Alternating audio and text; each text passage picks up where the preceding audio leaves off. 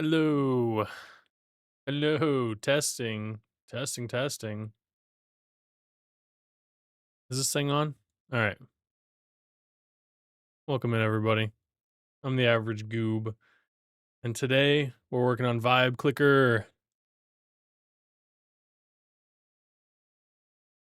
Yeah. So this is my new game.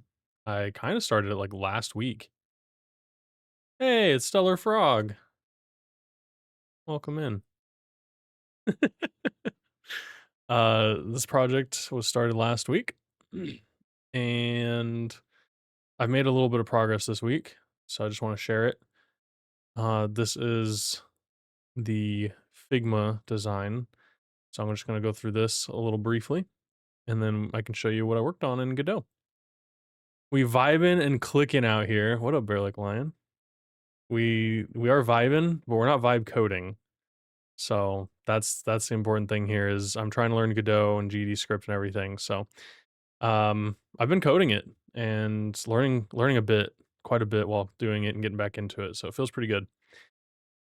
All right, so I have been working on some scenes and kind of designing things out. You know me, start with a title screen and work my way into the game like a book. I feel like this helps me get like the style and everything. And since it was UI driven, I think it was important to kind of have, something in place so that I can work with it. And I would say this helps a lot. So I didn't do too many mock-ups. I really just wanted to start prototyping and seeing if it was a game I wanted to work on. So I'm changing my style a little bit in how I make games, and it's less planning everything and more prototyping because I think that'll show me if I, actually want to work on an idea. So yeah, I spent less time doing all that kind of stuff. So as you saw, I have like a one-page game design document for this, and I have a small ClickUp board. So I want to try to keep this pretty simple. That's the game design document. It's so important to have it so that I can kind of figure out what I want to work on. And then putting those tasks out into a card list, whatever, to help me keep track of them. And then I start building them. So we got, oh yeah, I worked on a mood board too. So originally we just had kind of like the inspiration, very simple, very straightforward. And then I kind of pieced together like a style mood board of the vibes that I want to go with for this game. And I kind of wanted to go with flat cartoon cozy. Why? Because I know how to draw flat cartoon. That's what I've been practicing. Um, so yeah, I was actually very surprised with GPT's um AI art mockup stuff here. Obviously, this isn't what somebody's bedroom looks like, but I liked the colors. I fed it. I found this picture, stock. It's like a stock graphics from Envato, and I fed it to GPT to give me some like vibe there. So it gave me a couple, like tones and stuff, and I was like, that's pretty cool. So I built out a color palette, found some more inspiration for like little AI assistant guys, and the ultimate goal of the game is to like work from the beach, right? Like you want your business to do all the work for you. So that's what Vibe Clicker is all about. And put together a little board to kind of get me started here. Yo, Flavius, Goob. I'm doing well, Flavius. How you doing?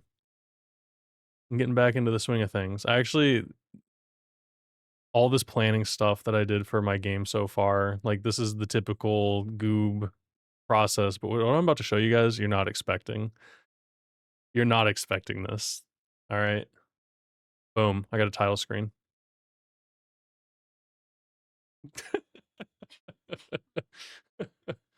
Who would have guessed that I have a title screen? Oh, that's funny. I almost just smacked a button on my stream deck and I don't even know what button it was. Waiting for PC parts. Good or bad? Did your PC break? Hopefully it didn't break. Hopefully you're upgrading. All right, but yeah, that's it. That's what I wanted to show. Can you guys hear this? Yeah, you can. I know you can hear it. Yeah, that's it. We're done. We're done. Video game done. Very satisfying. Hey, Saris, what's up? Thank you. All right, no, seriously though, look at this. Eh, make my window a little bit bigger here.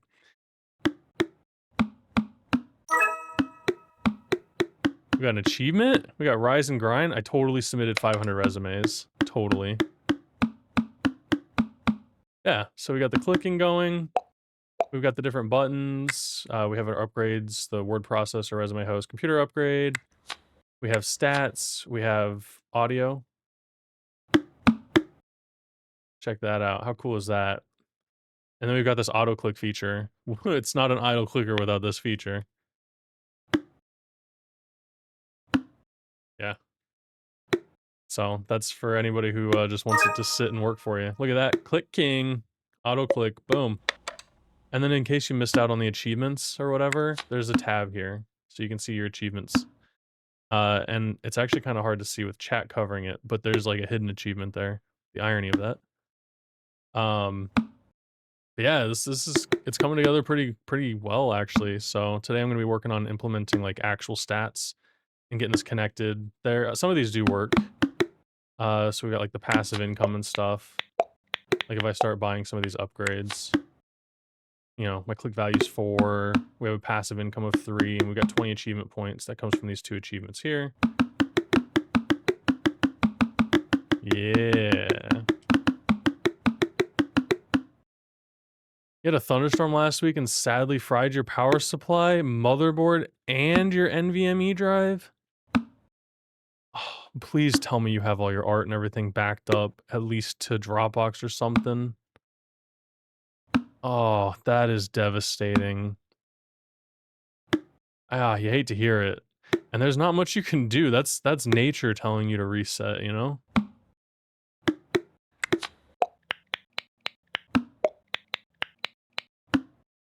You had all of them on an external? Bro, if you don't have that in the cloud, this is your sign. This is nature literally telling you, put it on the cloud. Save a copy of it somewhere. Because, and this is me. This is me warning you.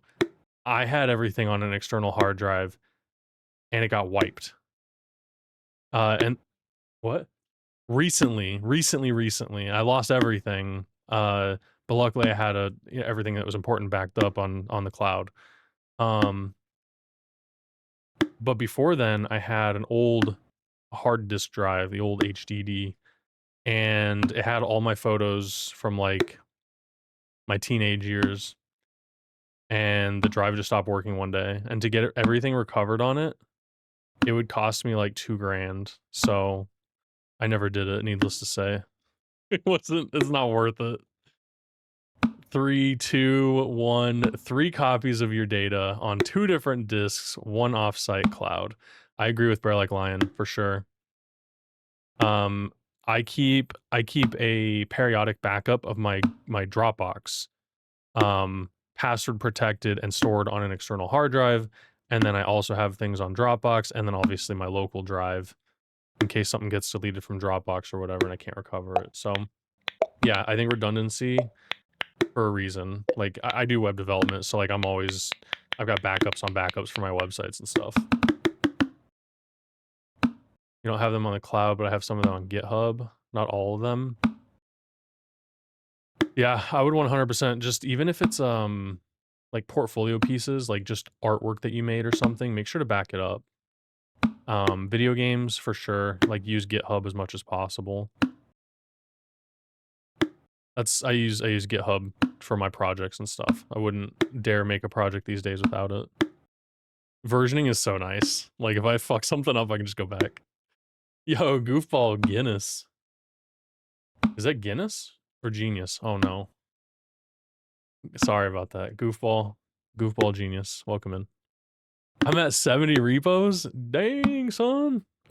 I think I have like 40 now. Anyways, this is the game. So today, the plan is to connect the rest of these stats. And also, I need to make it so you can drag to scroll this, because the game does work on mobile, by the way. It doesn't scale very well. It's very tiny on mobile. I didn't try full screening it or whatever, but yeah, some of this stuff doesn't work on mobile, but I want it to be draggable. You guys are repos rich. GitHub's free. You don't like. I'm not using any paid features. I'm not using any paid features on GitHub. No, I take that back. I have GitHub Copilot. That's it though. There's a Godot project setting for emulate mouse from touch. There might be, but this isn't even like I'm using my mouse to scroll this. So this isn't even scrollable with the mouse. I gotta figure that out. Oh, there's a 100 megabyte limit on GitHub? I didn't know that. I've never hit that. Like even this project, how big it here, you know what? My pirate software jam was pretty big. Let's see, how big was that? There's no way. My pirate software jam, 300 megabytes? That's 300 megabytes and that was on there. Hold on, maybe that whole folder wasn't there. Okay, no, it's only 63. Yeah, okay, okay. So that, yeah, I maybe just haven't hit the limits yet. That's good to know. Thank you. I didn't know that. Let's see why this isn't scrollable. Where's the scroll container? Follow focus. Um,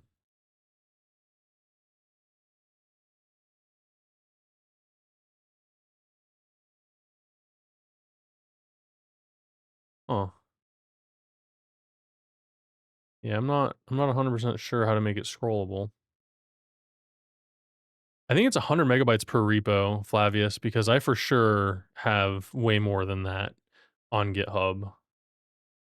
I've got a lot of projects on GitHub, and one of them 60 megabytes. So, oh shit, 100 megabytes per file? Oh, bro, if it's just per file, I don't know if I'm ever gonna hit that. All right, Godot.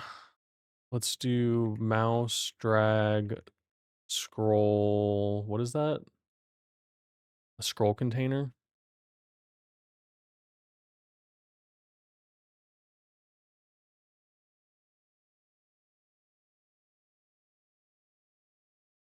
Oh, I guess you could technically do the scroll bar.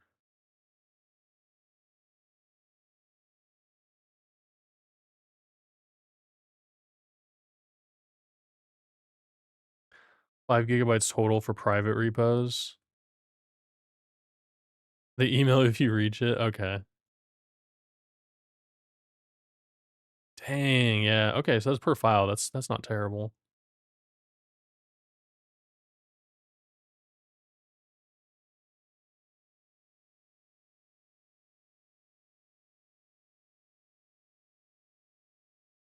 Let's see if there's anything in the docs here.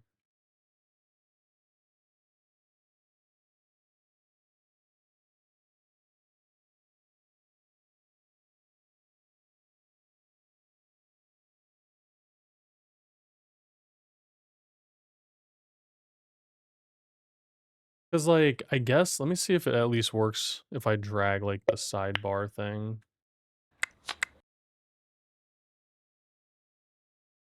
Okay. I could make this wider.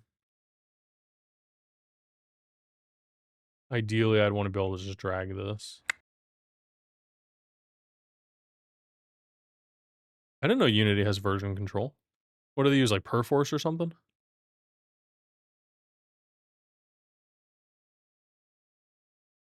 They're threatening you weekly? That's dumb. Yeah, dude, I used Perforce in college.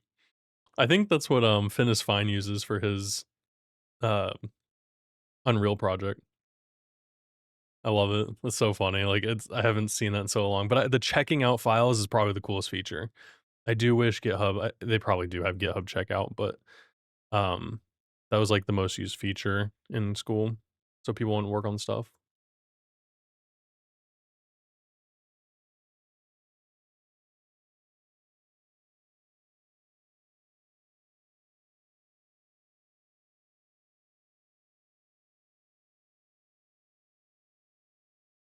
Yeah, exactly, Flavius, 100%, dude. Like, your pixel art is not gonna ever probably reach those limits. Um, I mean, even Dropbox is good for that, but, like, versioning your pixel art, it's not a terrible idea.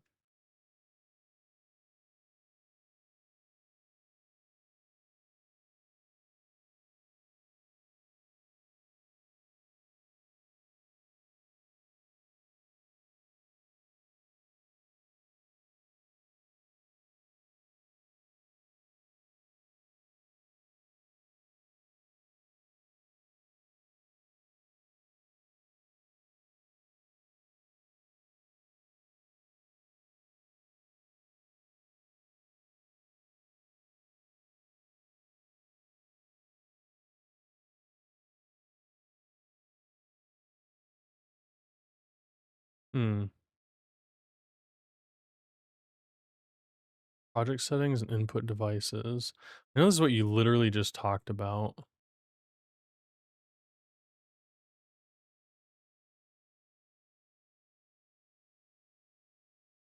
I think I have this turned on, though.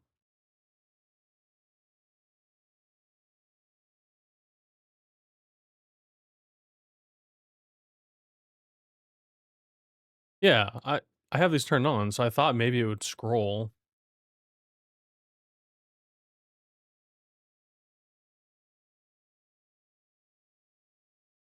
They sent me a bill for $45 a month to keep my project source, then emailed me the next day saying that the size limit was fine.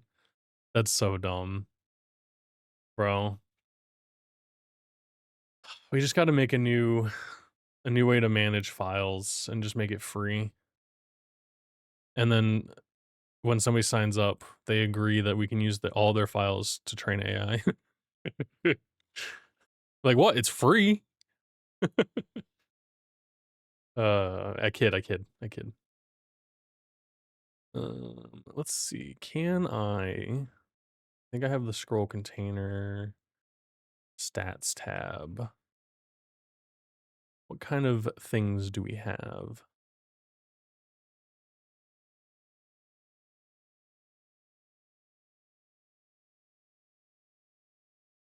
Posted a screenshot of your Unity threads to Discord. I think I have Discord open.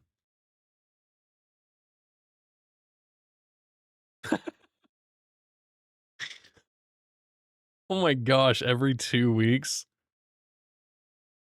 You've used 50%, 50%, 90%, 90%. Your data will be deleted. Bro, that's harassment. Goobs of the world, it is I, the goobiest of goobs. Correct, Ooga Booga. That is who I am. And who are you? Everybody in chat says, I'm Goob. Welcome in.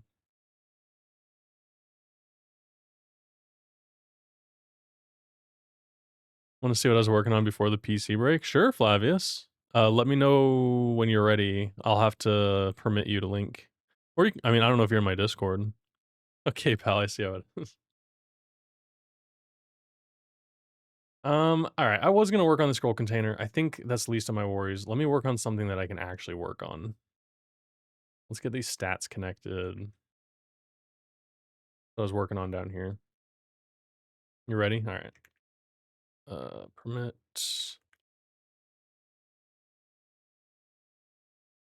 Hello, forgetful programmer. 1976. Welcome in.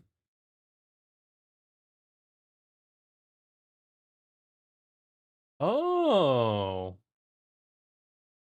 All right, Flavius. I see you. I see you. And pull this up on stream. This is what Flavius kid was working on before his PC broke. Well, before the lightning destroyed it. Oh, this is so cool. These are all the things that Flavius has made. These are these are all streamers, right?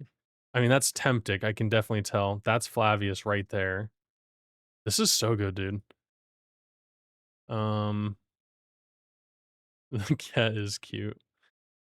Then that's about all I know. There's Flavius in the full. You made one of me, I'm pretty sure. I'm pretty sure. It's the average goob. Hopefully this goes to my blue sky. Otherwise this will be awkward. Somewhere in here.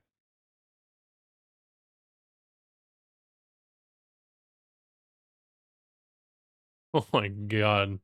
Who posts this much? There we are. Yeah. Flavius made a version of me too. I don't look like that anymore, but actually it looks just like me. My hair is even almost back to that length again, which is so funny. It's so good. Yeah, back your shit up, dude. Please don't lose that. Yo, Ryan, what up? Hey, it's Kurt. Close enough. True, true. Close enough.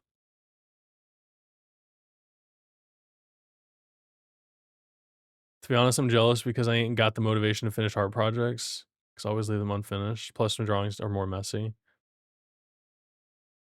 Yeah, I have that issue too, leaving art projects unfinished. Or video game projects lately. I get it. I get it. But you just got to keep doing it at your own pace. And eventually it'll all be okay. You'll add me to it when your PC's fixed. Yeah, it looks like you have a lot of room for people that you've made on there. So that's pretty cool, man.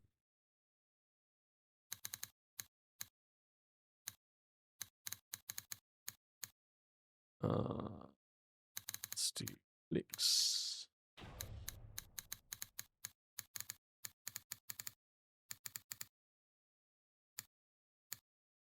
Total clicks. Also, don't judge me on the way I'm coding this, okay? I had a lot of anxiety about coding it this way. Because I'm like, I could use resources and all that stuff, but I just listen. I'm doing this direct, okay? We're using dictionaries. we're using dictionaries to store the data, all right? This is how I did it back in the day. If I need a restructure, I will, but this is just, it's so much easier. Total money. What did I name it? I didn't name it total money label. Let's change that.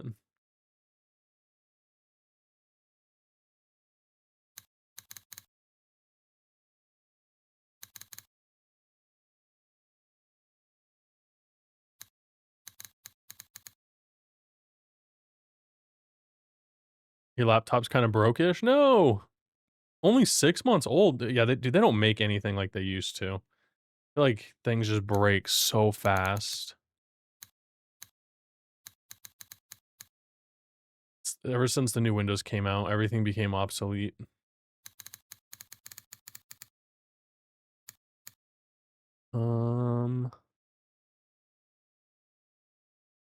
I think I have... This is actually under the player high score.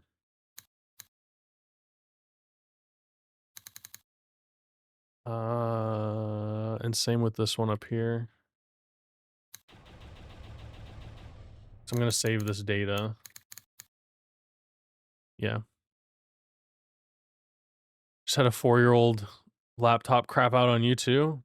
Dang. I mean, shit, I think the laptop, like the gaming laptop I have is getting close to that time.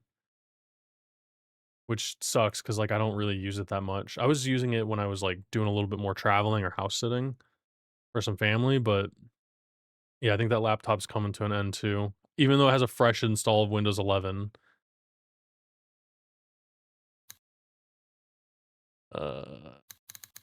Total rep label. Reputation.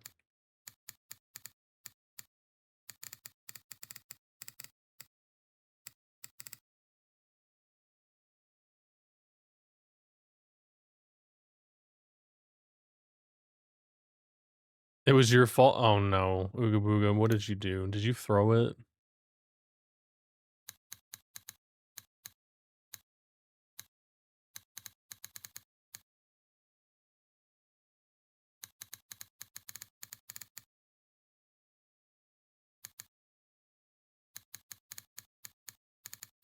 You threw it?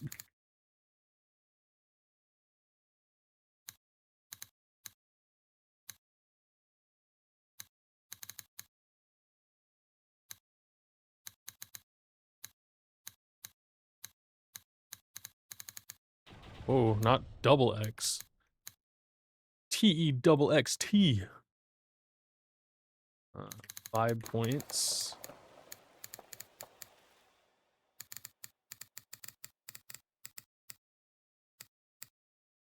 What do I call these? Just vibe point. Not Kibe. Vibe points.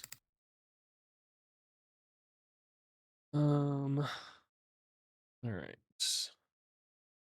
I don't think these are getting updated anywhere.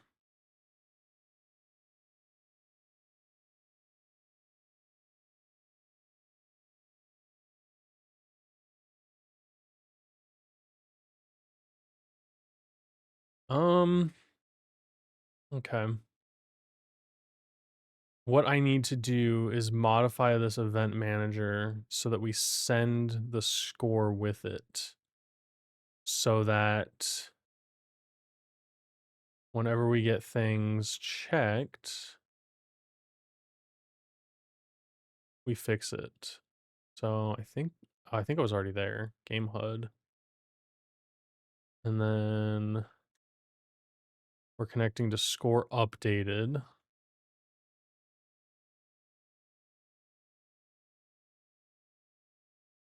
You punched the keyboard area? That's not good. Why did you punch it? Because the ping and everything was ruining stuff like projects?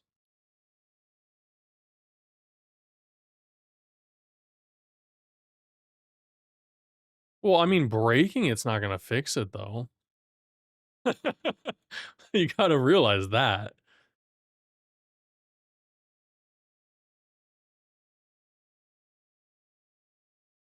But what do you mean the ping and everything has been ruining stuff like projects? What do you mean the ping? Because that's network related if it's maybe you didn't mean ping.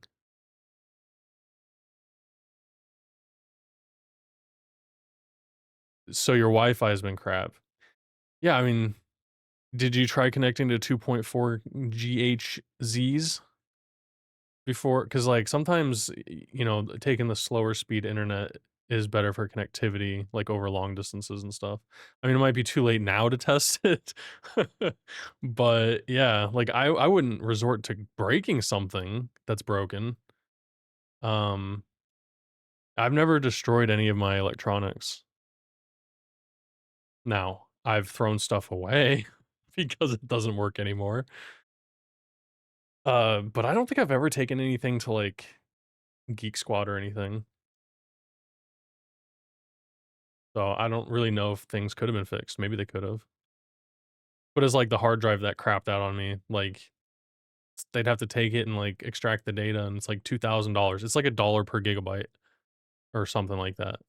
Maybe it was like $10 or $100 per gig or something. It's stupid. Just wasn't worth it.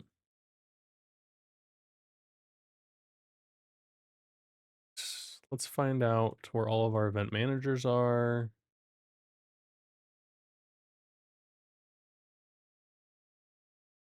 So I feel like it's ineffective. Maybe I need to make a function either in main or event manager. Maybe in main to give score because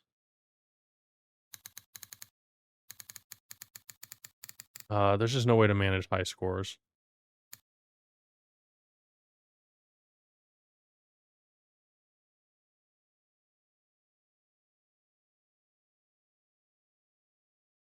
So let's do score name as a string and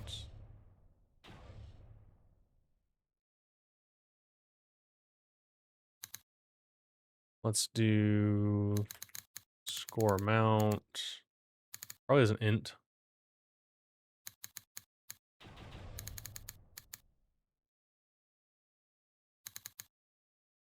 Okay, because I think what we're gonna do is we'll just do player data because I one for one mapped these money, rep, power. Then I should be able to add to both of these.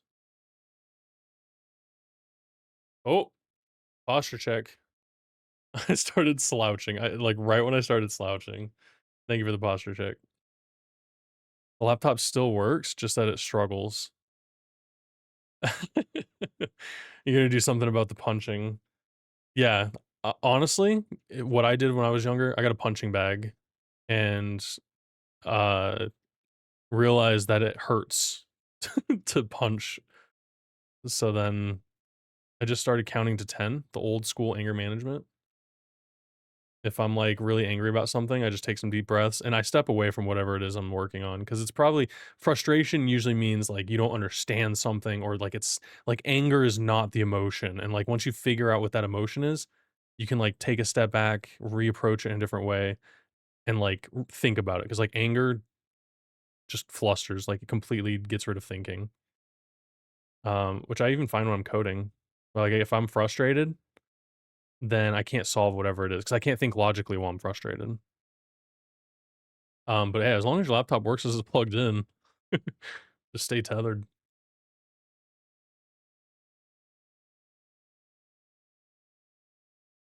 Yeah, so we can do player high score and player data. Cool.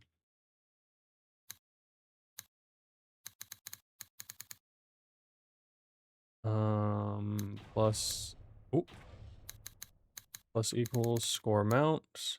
And this should go in as an int, so this should be fine. Make sure none of these are using. Okay. And then we also do player high score because this is separate. These are a running total.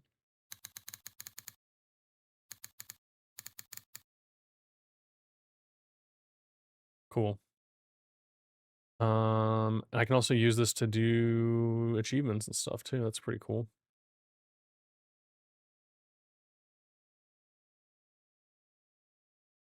All right. What else do we need to check here?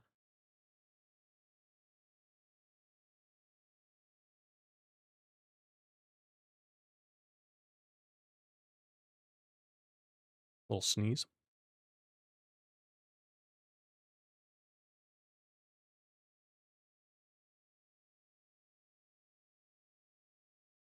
All right.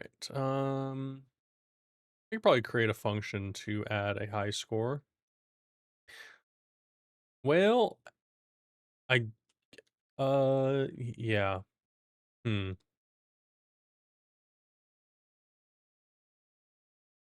Okay.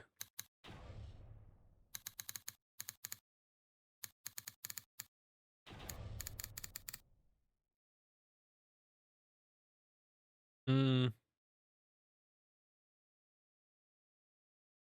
Would I ever need anything outside of here?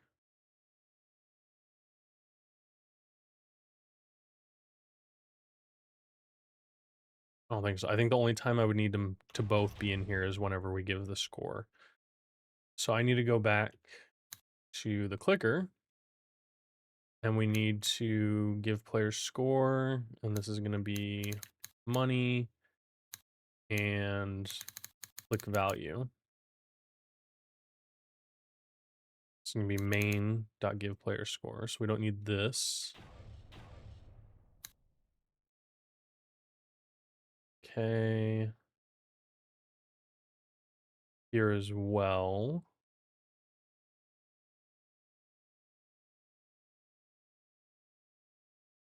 Make sure these are one for one. Yep.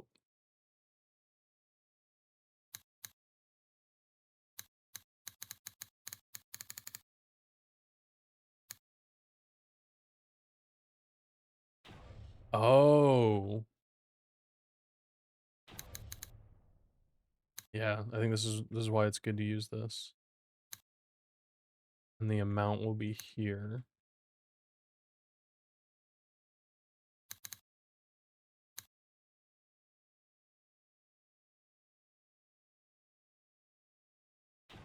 Okay.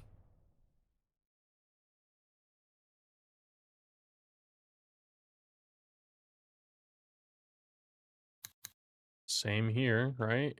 Give auto clicks 1. And again, let me just make sure auto clicks is in both places. Yep.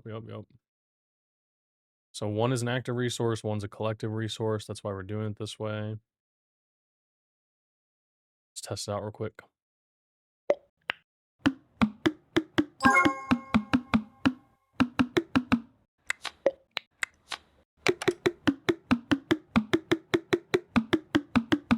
Okay, so our clicks, buy stuff. Our money's still going up, but we can see here, cumulative money is different. Okay, let's get some passive income. Very cool. All right, I'm gonna let you guys in a little bit of how it's made. That click sound is me tapping this. You probably, I don't know if you can hear that on stream, but yeah, that's just me tapping it. Everything in the game so far except for the achievement sound. And I licensed the achievement sound, but everything else is all mouth sounds right now. Or practical sounds. And let me tell you, I'd be lying if I said I didn't try to make achievement sounds. The achievement, even the achievement close is me clicking my mouse. Yeah, so that one's licensed.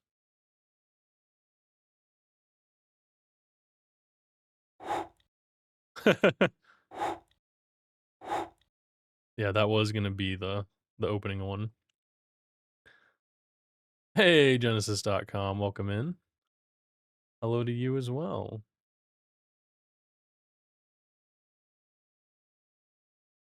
My code zoomed in or out. That was weird. Okay.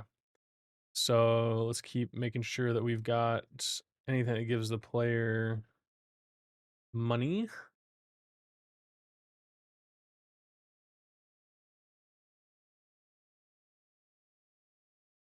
Okay. All right. Cool. I think the achievements might have some.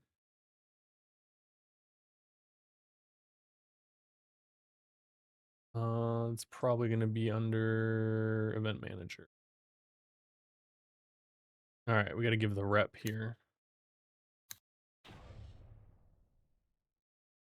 For sound effects, contact averagegamestudio.com/contact. No. Oh my god. You know what? Fine. If somebody wanted to hire me for sound effects, fine.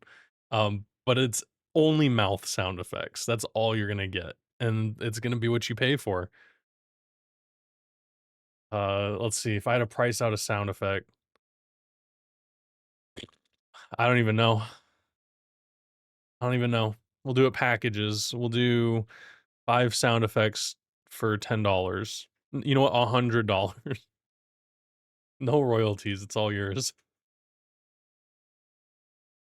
And seriously though, I think I did the pop sound that is in Super Cat Cafe for the Two Nerdy Nerds. I did that sound effect for them, and it was in the final version of the game.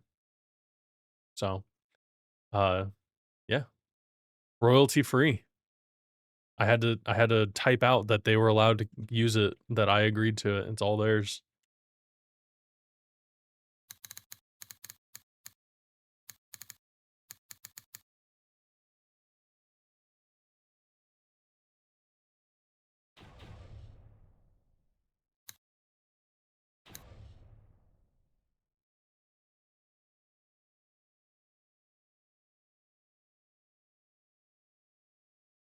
Okay, I think I fixed the clicks. So that's for the achievements. What else am I giving the player? I want to make sure to get rid of this now.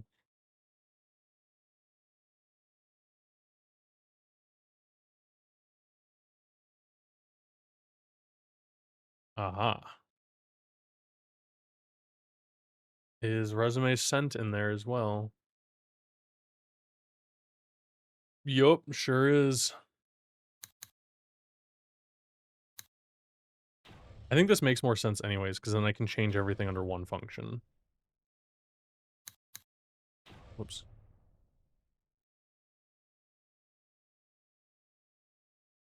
Oh, see, this is an instance where I don't think it goes into both.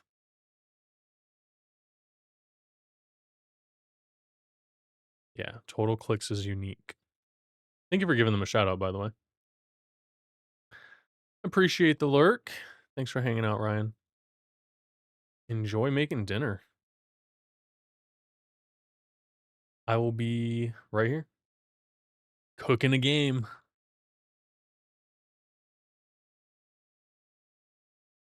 Uh, let's see. Okay. Oh yeah, I want to also make it so that the pop. Let's go here. Make text pop up dynamic. It might be dynamic already, but I'll have to mess with that. Okay, the game HUD. Let's go ahead and finish this. Make sure things are populating. All right, cool. Everything reset. I just need to add resume sent and auto clicks.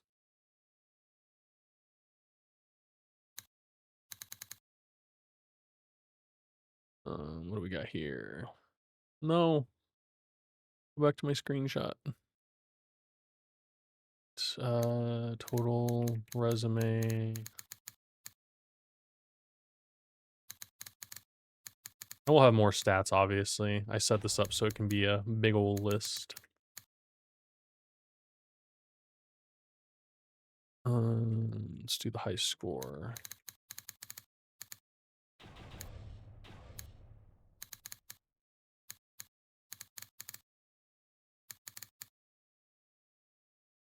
Okay.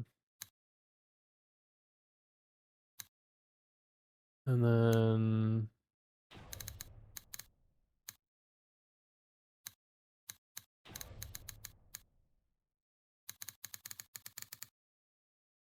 I guess this would be called like auto clicks.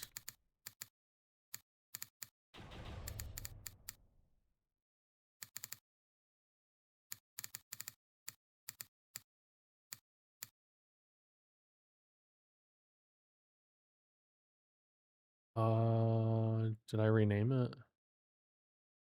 Okay.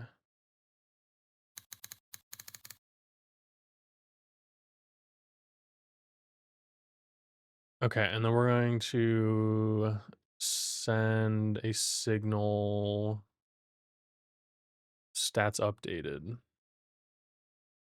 whenever the game starts.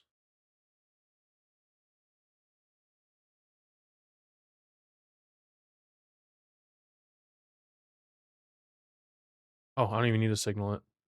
Let's just update the stats right away.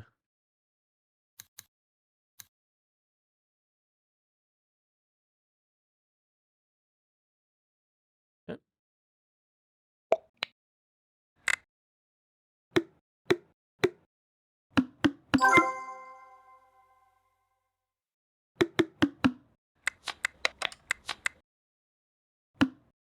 Oh, it's working so well. Okay, I think when I'm doing the auto clicks, it shouldn't count as a click as well. Yeah. Yeah.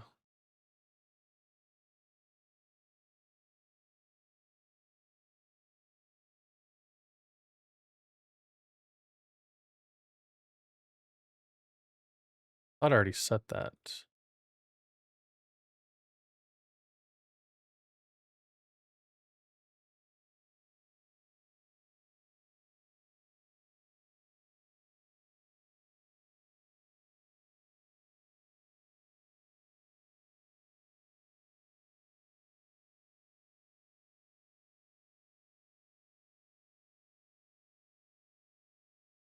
Do I have this name total clicks?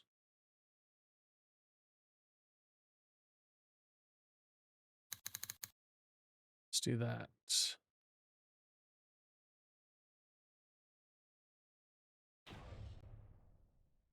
That's called total stats. Okay. Um, yeah, this shouldn't count as a click.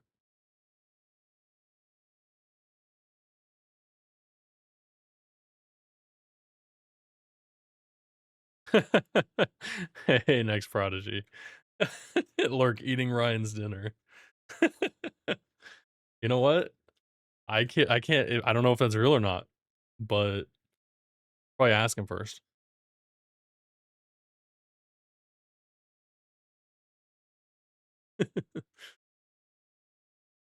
Hope you're doing well.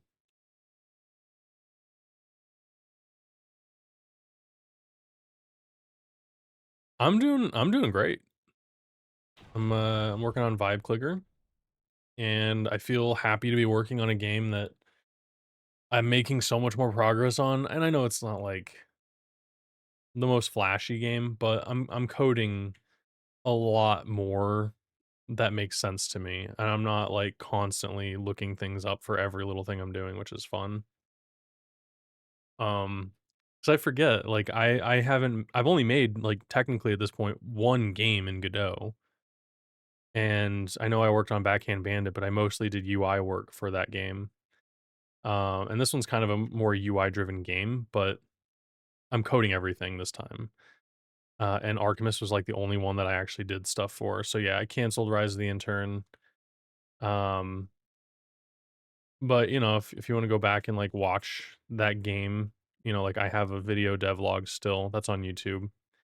But yeah, I canceled this one.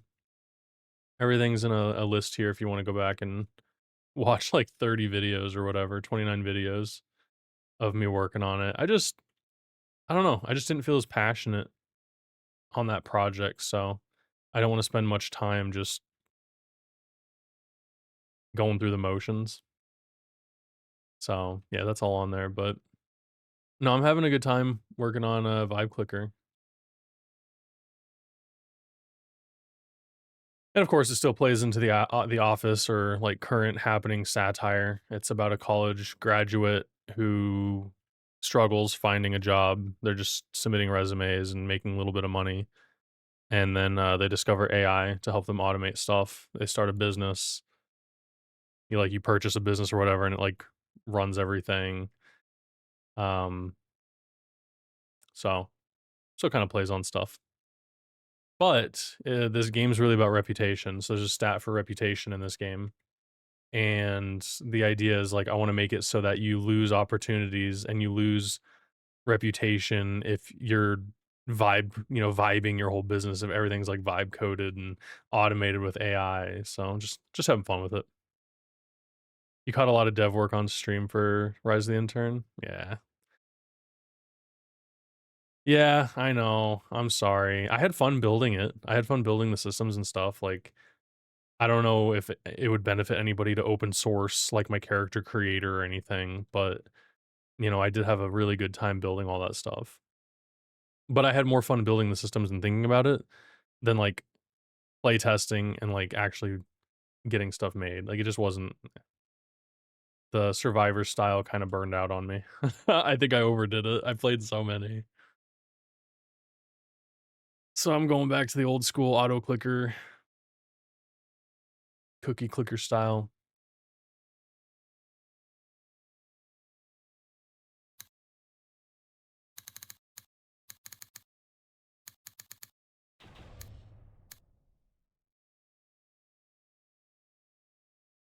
Yeah, yeah, no, I learned so much doing that game, and a lot of everything that I learned in it UI wise, like I can bring over here. I learned a lot about, just like the systems and connecting things. Signals was a huge one. So no, it definitely was not all lost.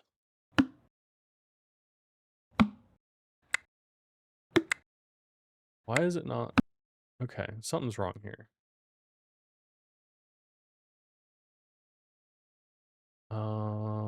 The HUD.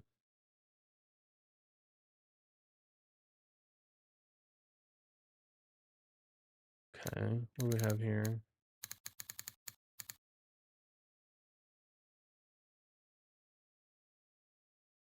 Also get some work done while watching. Yes, yes, that's what we're here for. We're doing some co-working. And I know sometimes I talk quite a bit. Yeah, essentially it would be nice, you know, to do some co-working. I was thinking about implementing like the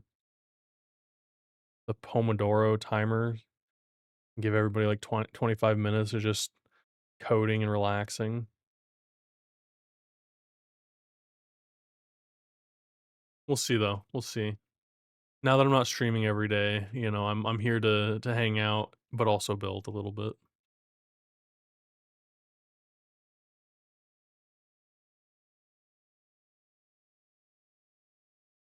Okay, I know what I did wrong here. We never connected to this.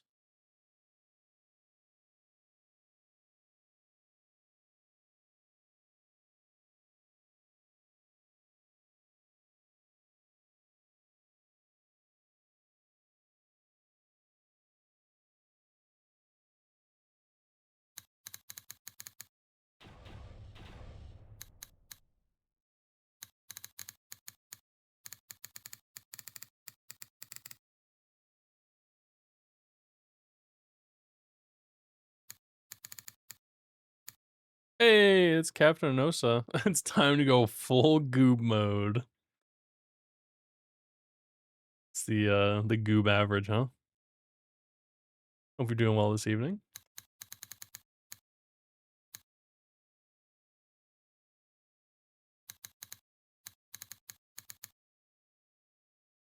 Uh,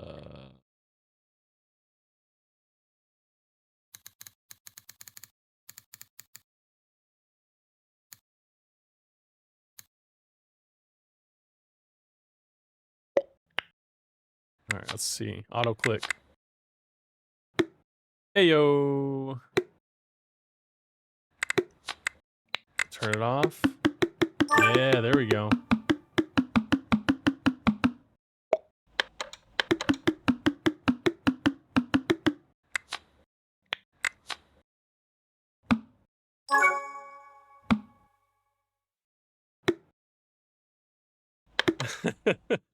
Like that average mode pun. I'm glad.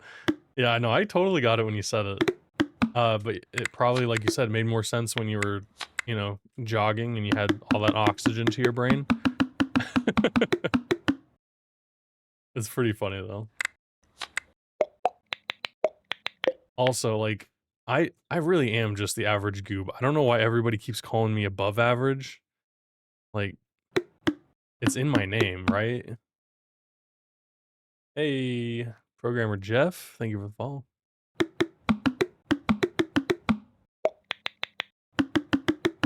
Oh, I can't wait to draw all the icons for this stuff. Like, these don't have to be very big icons, so I can't wait to just draw tiny little drawings of silly things. Like this word processor, this is just gonna be like Microsoft Word. This resume host is just gonna be a little picture of a website. Computer upgrade. We all know about these. Getting power supplies. Oh, I love that. The little Pac-Man emote is so cute. Welcome in, Programmer Jeff. Appreciate you for hanging out here tonight.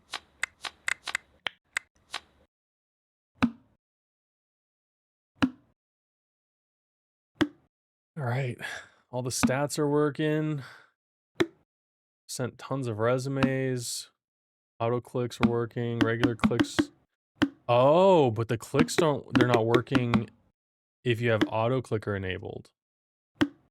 Interesting. Should I disable the ability to click if you have auto clicker enabled?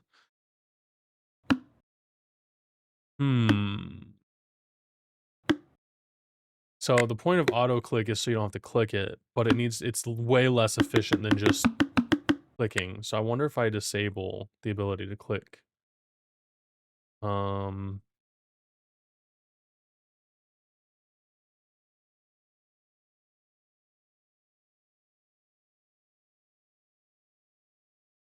huh.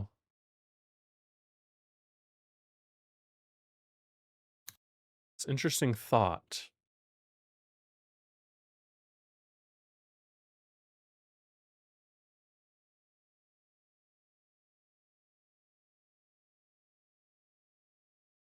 I could have a different function for the auto click.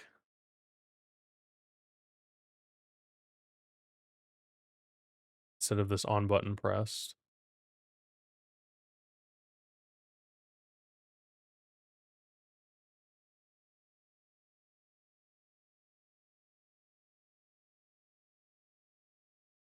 What does this do? This plays your sound, it gives you a resume, and it adds the click value, updates the scores. All right, what we're gonna do is we're gonna make this its own function. We're gonna call this animate click item.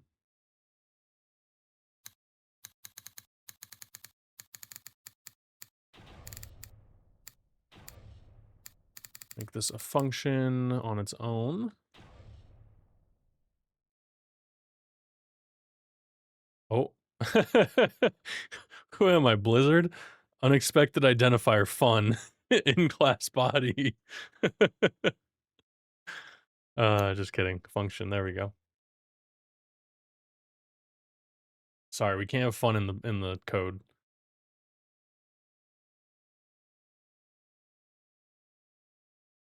Okay. Let me make sure I didn't, I literally just made the function and didn't break everything. Okay. Auto click. Still works. Very cool.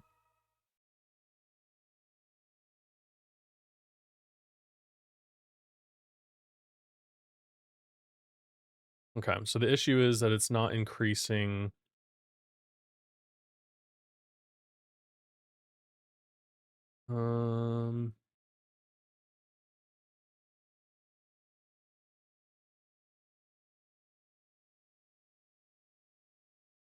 Okay, we'll do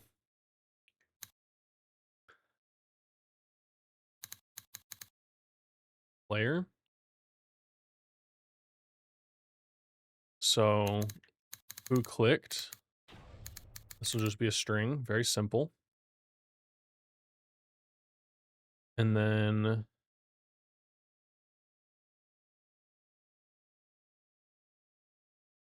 this is if this button is pressed. So then we're going to move this to its own function.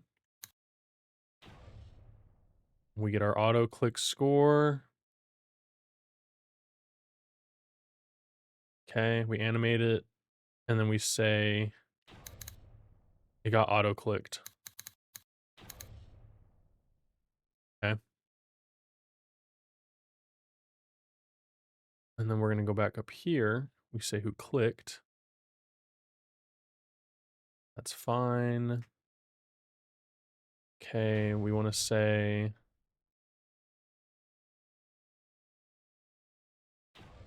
if who clicked equals player. Okay, then we increase our total clicks. That way they can still click if it's being auto-clicked, right? Also, I was making it so that the player didn't gain money every time they clicked. Because I was thinking like, oh, it's like you're submitting resumes, you don't get every job. So maybe I make this random, and I think I might just do between 0 or click value. So just do like an array, and then 0, and dot pick random, because that's sweet. I'm off to work. Have a great day stream. Oh, thank you so much, Programmer Jeff. Thanks for the follow and hanging out for a minute. I appreciate your support. Have a good day at work. Forgetful programmer, auto click this. I clicked it.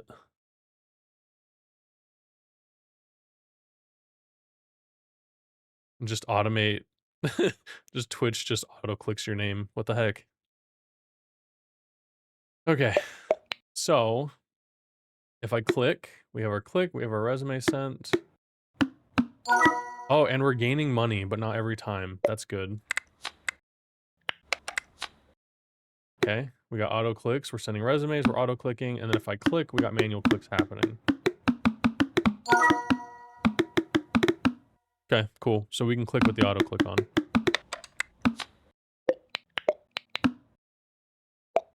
Oh, I don't have enough money.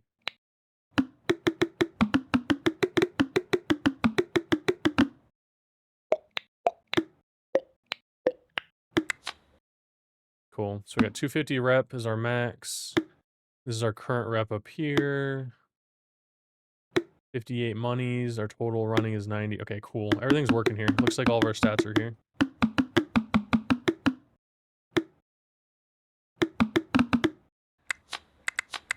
Let's turn off auto click. We should still have some passive income, right? We have $1 of passive income.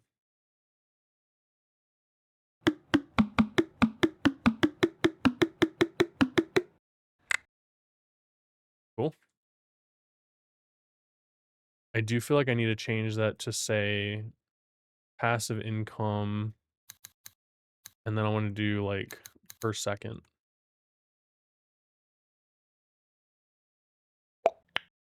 Yeah, cool.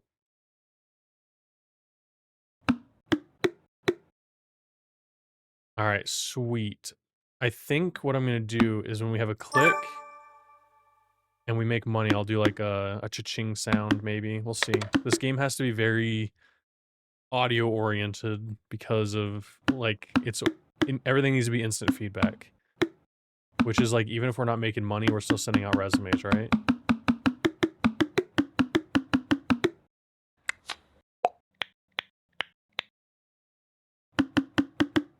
Increases our click value, 5.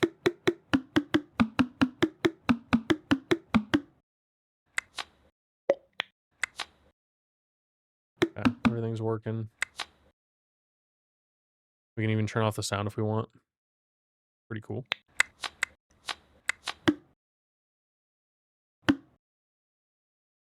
Okay. All right. Do you want to try this here? So our upgrade system, that's technically working. Obviously the click mechanic. I'm working on resource management right now. I would like to make this pop-up work, like I said, whenever we get money and stuff. So let's go here. I have a function. Let's see. I feel like this needs to be more dynamic.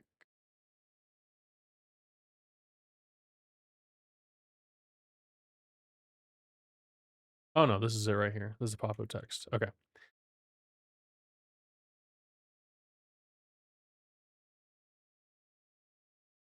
It just needs a value and a position. I can make a function for that.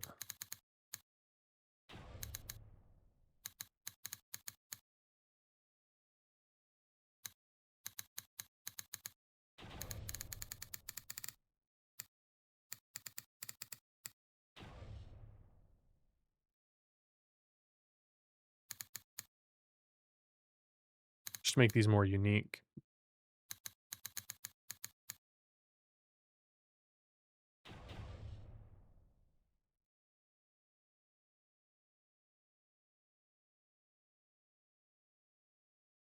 Oh.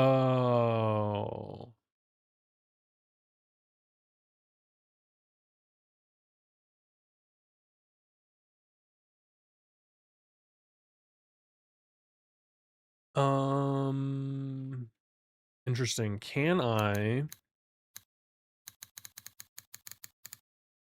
Let's do a scene here. Pop-up scene as a preloaded packed scene.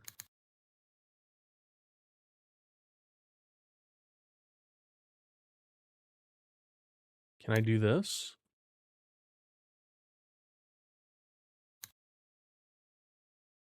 Okay, position. So we pop position. All right, cool. Let's try this function out. Obviously we'll just try it right here first. And I think somebody said I could do a 3. Perfect. Let's see, main dot pop up text. Yeah. Okay. It's gonna be main dot player. Nope. Player data. Thank you. We'll do click name. And the location will be position minus vector 250. Okay. This is gonna work? No. Oh. Listen. Okay. Pop text equals pop value, and the position is here. Oh, parent. So maybe get tree. Can you add child to a tree?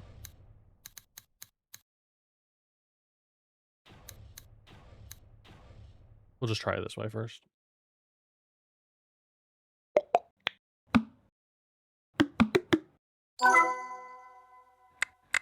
Okay.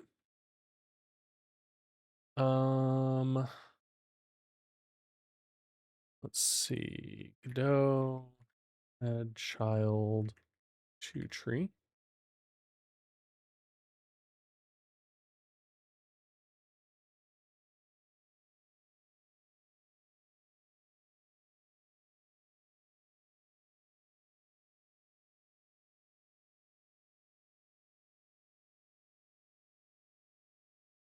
Okay, that's not, I mean, that is close, I guess. Get tree, get root.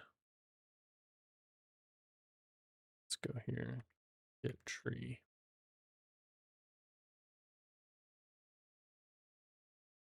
How about add child?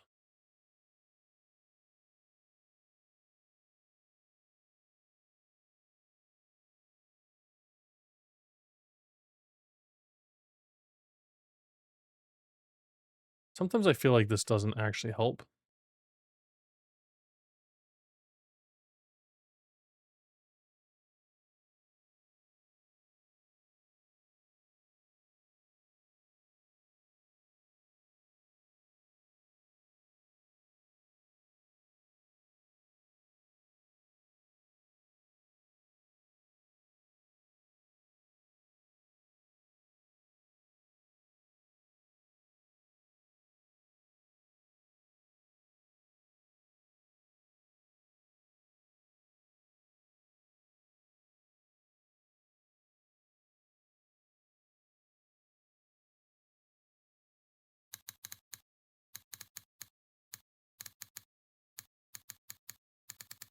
Aha.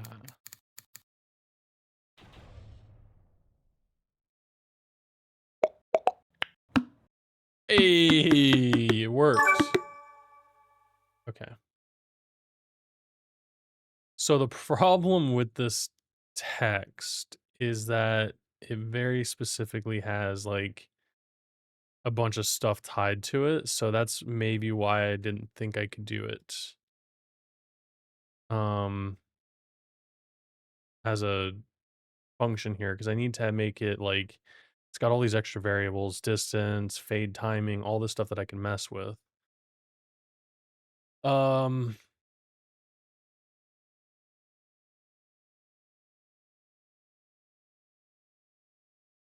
so should I pass like an object to it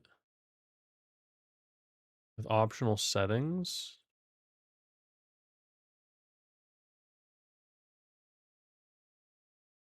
So instead of doing this,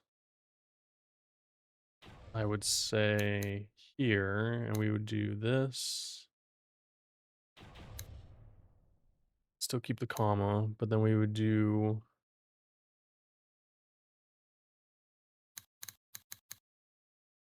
text,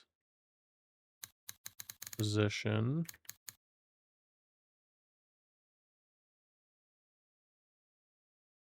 And then we come here and we say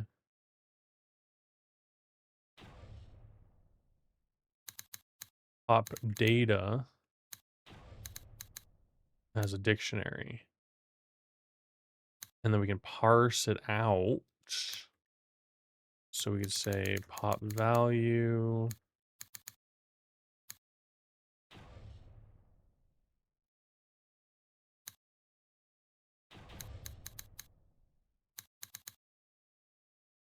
And this is going to equal pop data.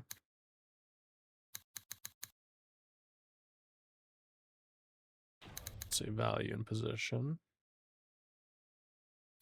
equals data, position.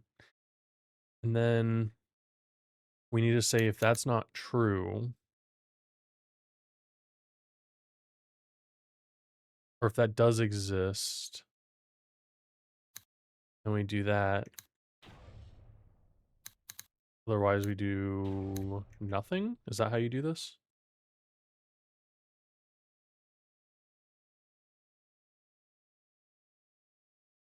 Truthy value if true condition, else.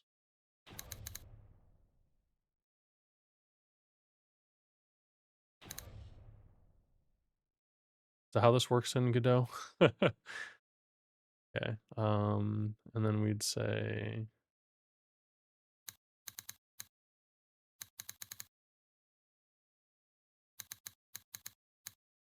to row. Okay, I'm just gonna make sure this works. It should still pop up things. Oh my god, it works great. Okay, let's try a value that doesn't exist. And I'm just gonna bring these in here. So we got text, we got the label. Okay.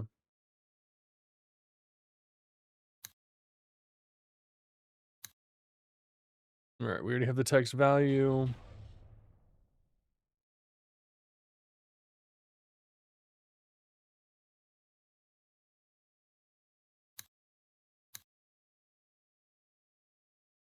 Okay.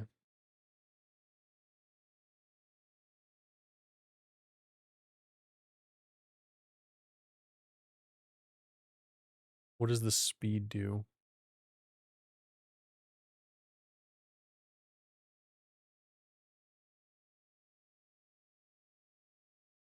I'm not even using the speed value. Why is it even there?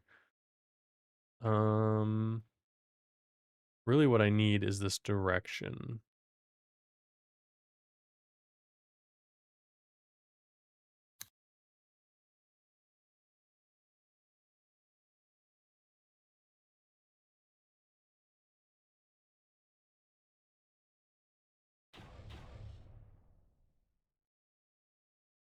And then we need to set all these values here.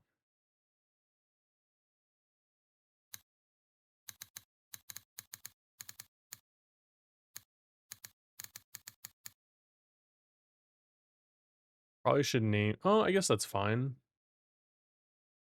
1 for 1s isn't bad, right?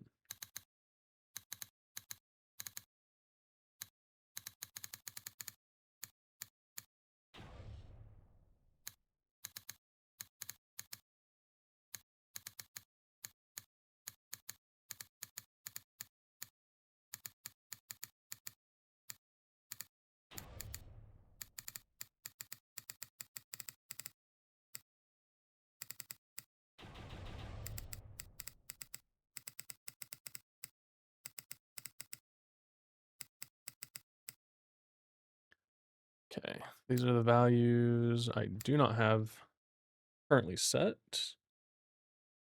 Again, this should still just pop everything up normal. Whoa, where's it going? Where's it going? Just pooping it out. Hey, Mohammed, sorry. Welcome in. The animations are crazy. Oh yeah, this is from Ridiculous Coding. This is an add-on for Godot, originally created by Jotson. And it gets even like worse. You get like global shake and stuff, which here, and let me just okay, it's not adding the global shake. But let me tell you, it's not good. Maybe I have to close it.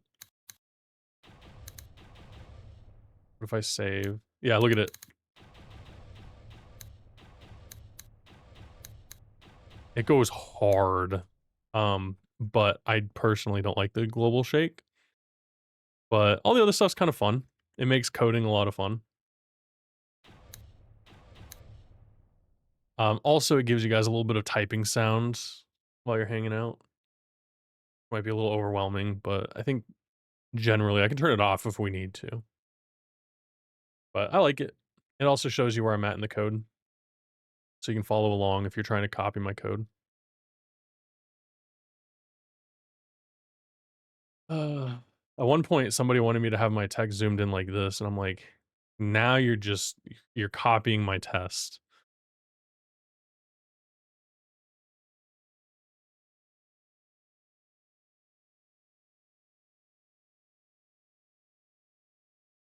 Alrighty then. Not into game dev, just stumbled across you. Hey, I mean, welcome, welcome. I mean, that's if you're not into game dev, that's fine. If you are into game dev or wanting to get into game dev, um, I'm probably not the person to teach it, but I do have a little bit of experience in it. Been doing it for quite a few times, yeah, quite a few years.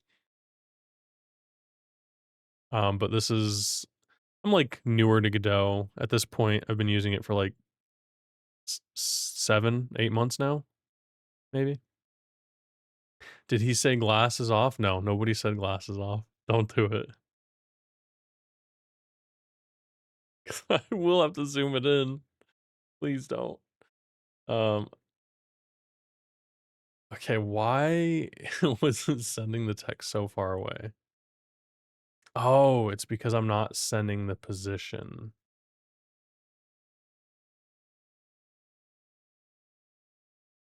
Oh, okay. So maybe I should send the object that I'm sending this to. Because this is just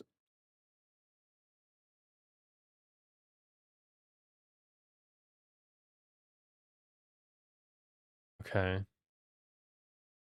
Interesting. Whereas this is based on this position. Okay, so I need to fix that. This is not based off of pop position. This is based off of this one. Okay, what we need to change is this.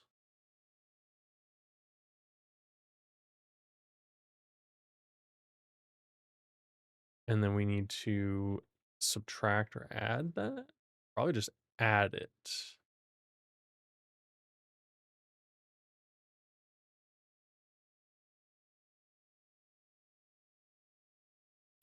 Probably just add this here. And then randomize them up here. Didn't know Godot has its own language. Yeah, it's got GD script. So it's people said it's like Python. I've never used Python. But it also has like C sharp references and stuff. So it has like a different build for Godot. So like if you go download Godot and download latest, you can choose between Godot engine, which uses GD script, which is what I'm using, which I prefer. It's the native language for the engine. It's, supported in everything they add to it or whatever. So I think it's important. But then you can also get the .NET, the C sharp version. However, like I'm not 100% sure what the C sharp like offers in their .NET version. I think it recently got updated to something. I don't think it's yeah, I don't think it's mono anymore. I think it is .NET. Oh no, it still says stable mono Win64. So yeah. Uh I enjoy it though. GD script has been pretty easy to learn. And then like once I know the 2D version of everything. It's as easy as like changing 2D to 3D in a lot of instances. So from vector 3 to vector 4, or vector 2 to vector 3. That was more for the developers with more experience in C# than Python. Yeah. Like if you're more experienced in C#, you would go with like the C# build so that you could use C# for Godot. But GD script isn't technically Python. I think it's like formatting and maybe some of the crossover, but even some of the statements like this, like a one-line truthy statement or whatever, it's I was familiar with it from JavaScript. Mm, exactly what Prodigy said. It's to accommodate all the devs running from Unity. But again, if you're not a game dev and you're looking for somewhere to start, Godot's great. Game Maker's also great. That's where I got a lot of my start. Um, and I think, listen, I'm not trying to shill out my videos, but let me just shout myself out here. I did make a video talking about kind of my experience in game dev. It's like a little 15-minute video or something. So if you're interested, that's kind of my journey where I've been. And then there's a video after that one, which is a recap from the last year, which is kind of a palate cleanser. Some funny videos and clips from stream in the past year.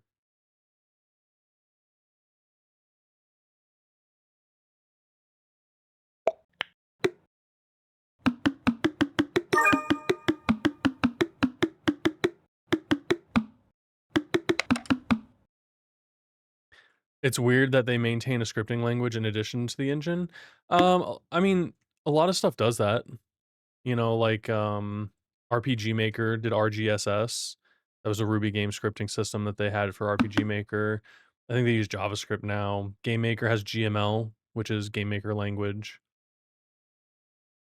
So it might be kind of common for these game engines to have a scripting language, which is really cool, to be honest. It makes it more engine ready.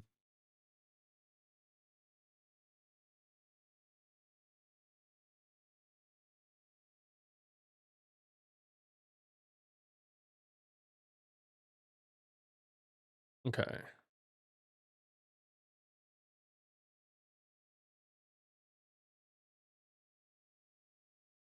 Um, okay, so I think this is going in a weird distance because I did a plus here. But let's see if I can just get back that same. Okay, cool. I feel like that's way more responsive.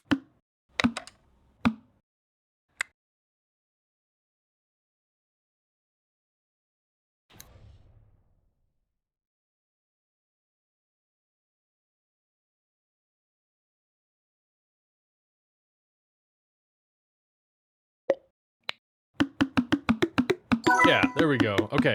Oh, that's so much better. So I think I can utilize this to add numbers or like just other pop-ups other places. Okay, so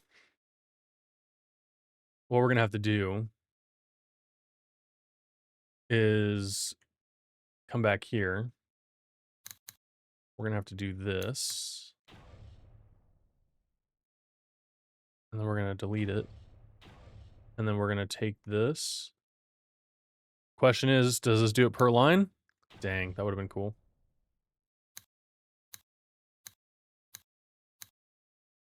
Okay. And then we want to change all of these. Oh. Nope.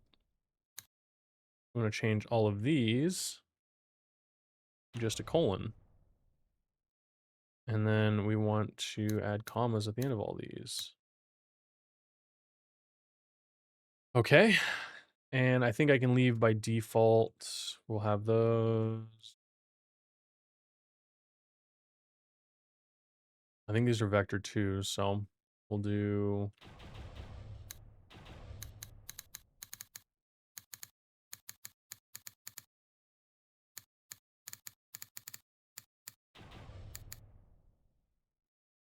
distance y.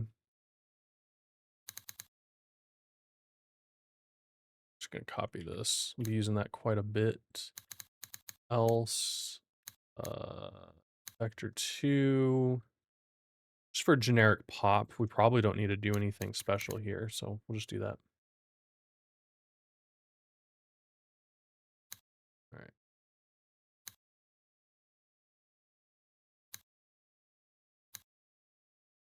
Okay.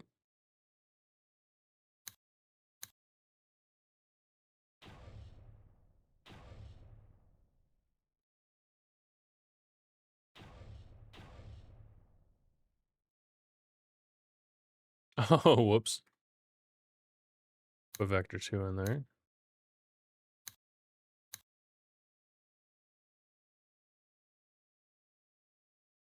Okay, we're looking for a float in... Oh.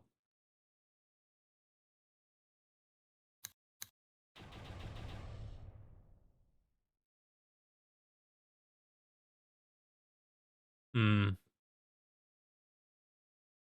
Rand F. Okay, so for these last ones, it's all...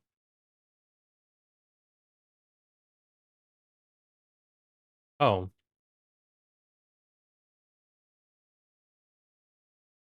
They're all just looking for... The first ones are 2 integers and 3 floats. My bad.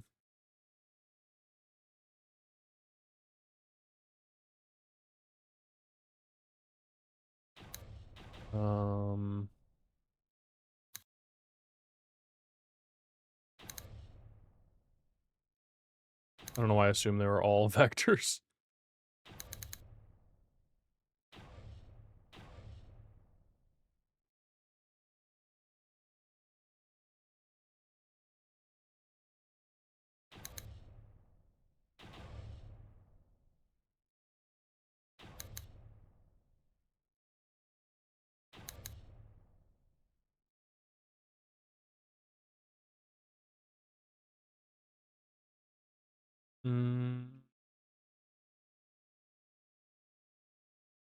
We'll put in some default values here. So the fade takes 1 second. Maybe we make this by default 0.5. The Y distance, we'll do like 20. And then the timing.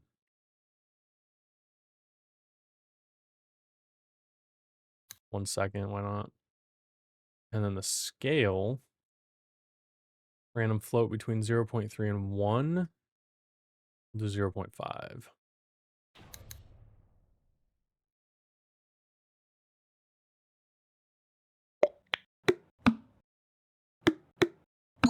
Worked perfectly. So if I wanted to change this, I can do it here. And I don't know, I think the scale will be like the easiest one to test. So we'll see some like really big numbers here.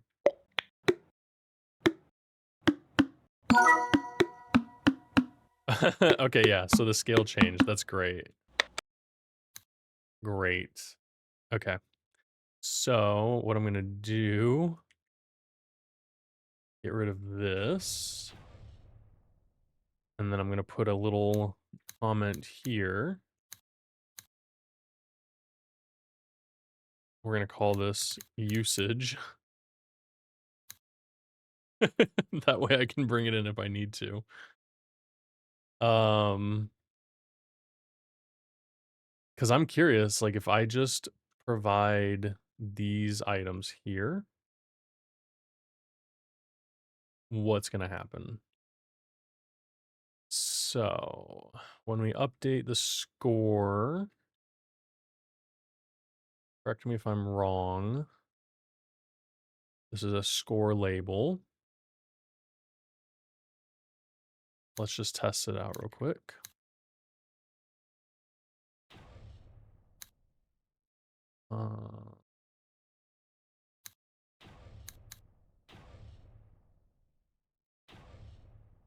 We want to do value.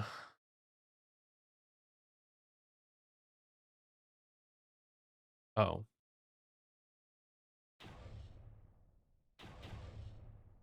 Hmm.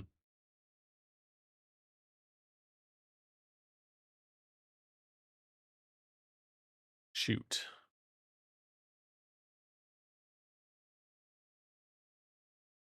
I don't have the value setting to what it is.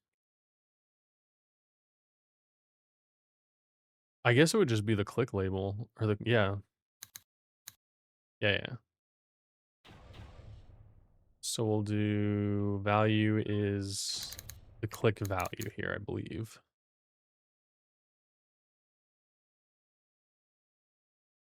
Yeah. And we want to say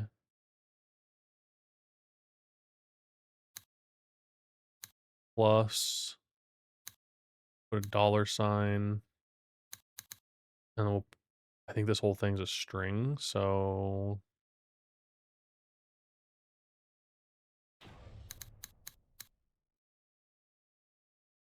cool. Position, we'll do the score label position. And then, I mean, really just, let's just do the position, see what happens. Nice, it broke right away. Uh, Invalid access to property key. Yeah, I said if it has it, don't use it.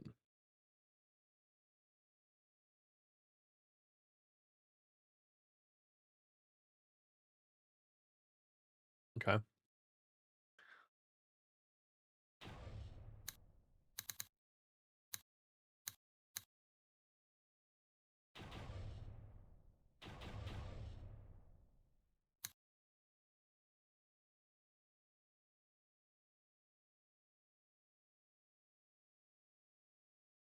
Oh wait, did I do it backwards?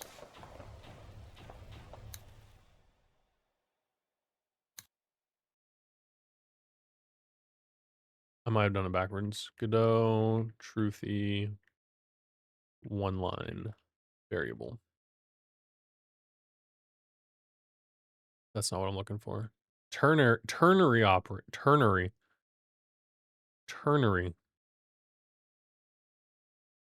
Variable equals value 1 if condition.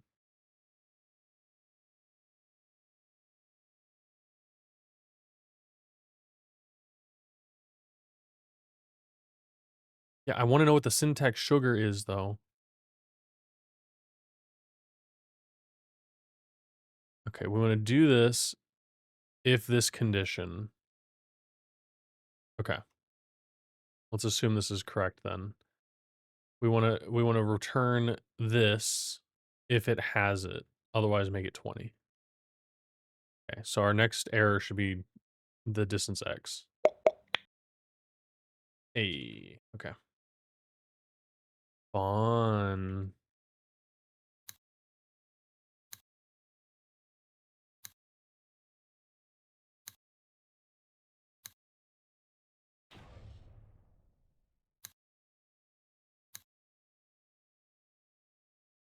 All right, let's try that.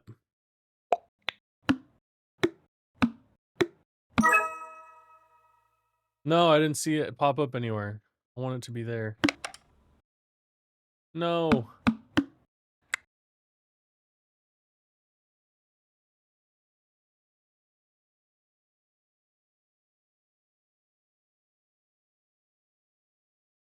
Um,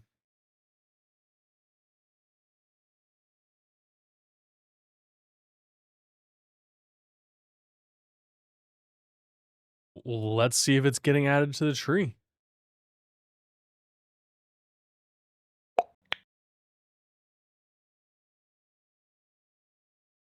What's happening here? Why is the pop? What is this?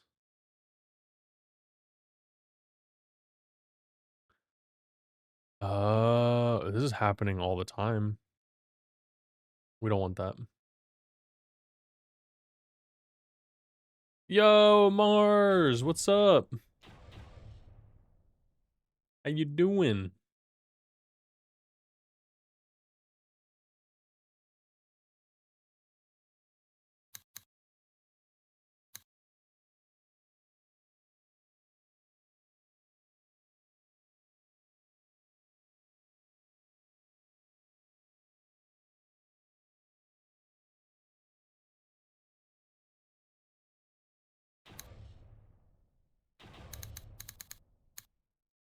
It's goobin time. Gotta get my goob back. That's awesome. Wait.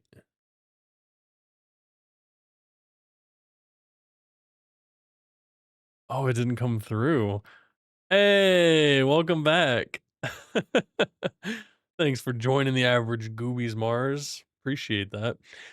You got your goob back before you subscribed. How cool is that? You are a visionary.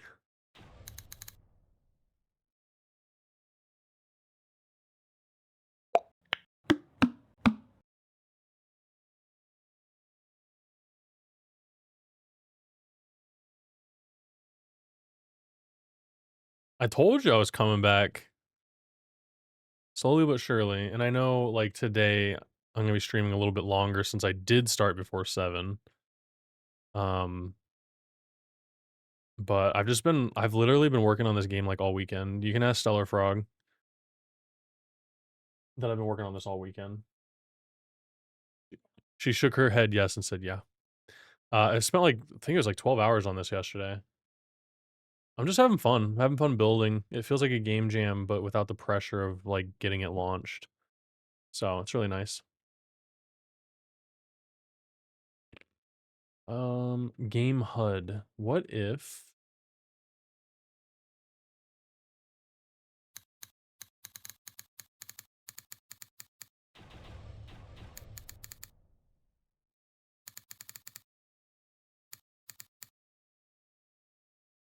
if I added this HUD scene?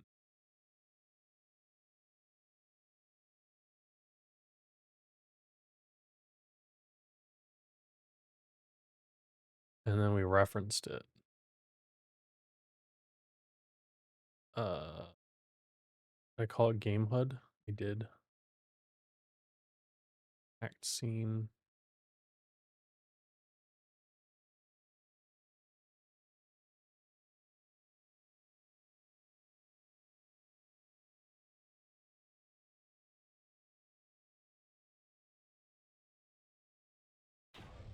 No, no, no.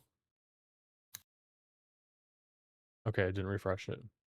I didn't mean to control Z that. We do HUD scene dot label.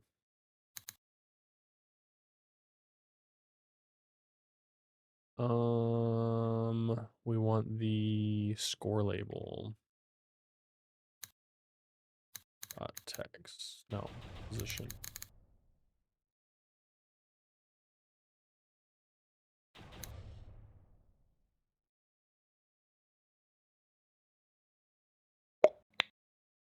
Ah, it broke right away. Whoa. Hey, Seto, welcome in. You broke my code. Hello, Raiders. How was stream, Seto? How you doing? It's Code Void with the posture and a hydrate. I got you. I got you with the bat juice. I brought it back. I found some more. Hmm. Gosh dang it, Seto. Sup, Goobathy. You get me with it every time. How you doing? I didn't get to catch too much of the stream. I went live a little bit earlier than I was expecting to. But how are things going? How's the game project? If you got a raid and run, I get it. Appreciate you dropping everybody off. Hey, Irad. What up? Let's get moist. Oh man. That was my voice.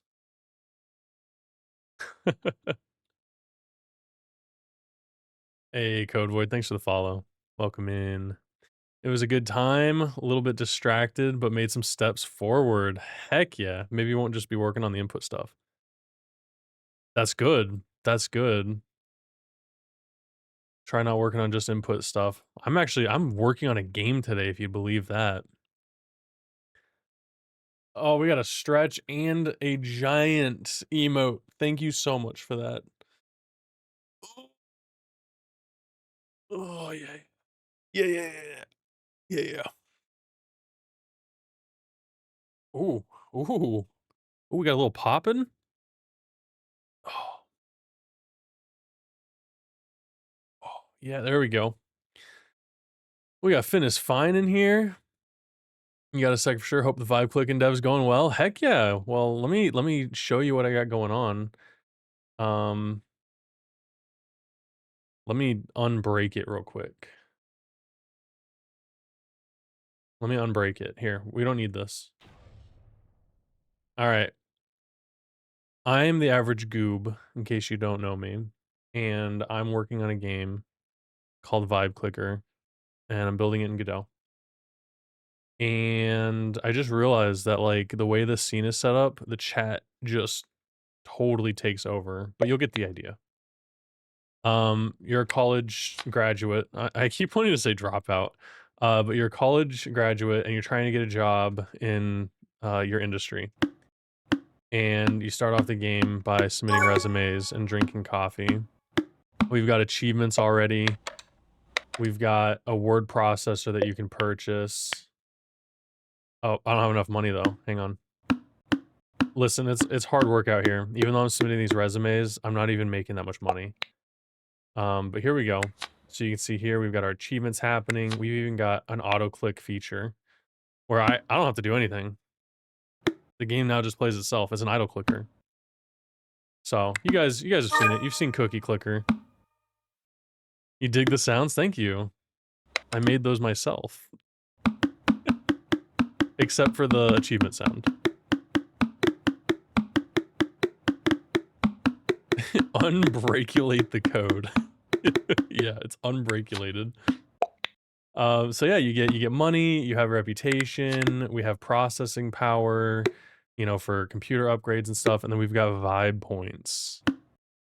So the more AI you use, the more vibe you get. The more vibing you do, the less reputation you have. So there will be some upgrades that you won't be able to get because you don't have enough rep. So if you want this computer upgrade, it's going to cost you 50 rep, right? And that just keeps getting more expensive, but you want to always, like, this may be totally unreachable because you're vibing too hard. So there's gonna be a little bit of a resource management aspect to this. But it's really just a clicker. It's just an auto clicker, idle clicker, whatever you want to call it. And I'm having fun. I'm having fun building it. I started this last week, and I have more of a game than I do. I have more of a game now than I did with Rise of the Intern. And I know the scale is a lot smaller, so that's the goal. Make something I can release.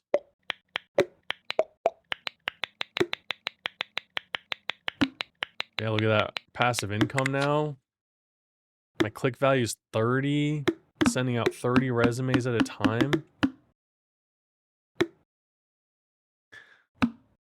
Yeah, and it's gonna don't quote me on this, but it works on mobile. I would like it to be like mobile available, if I could use that term. But we'll see where it goes.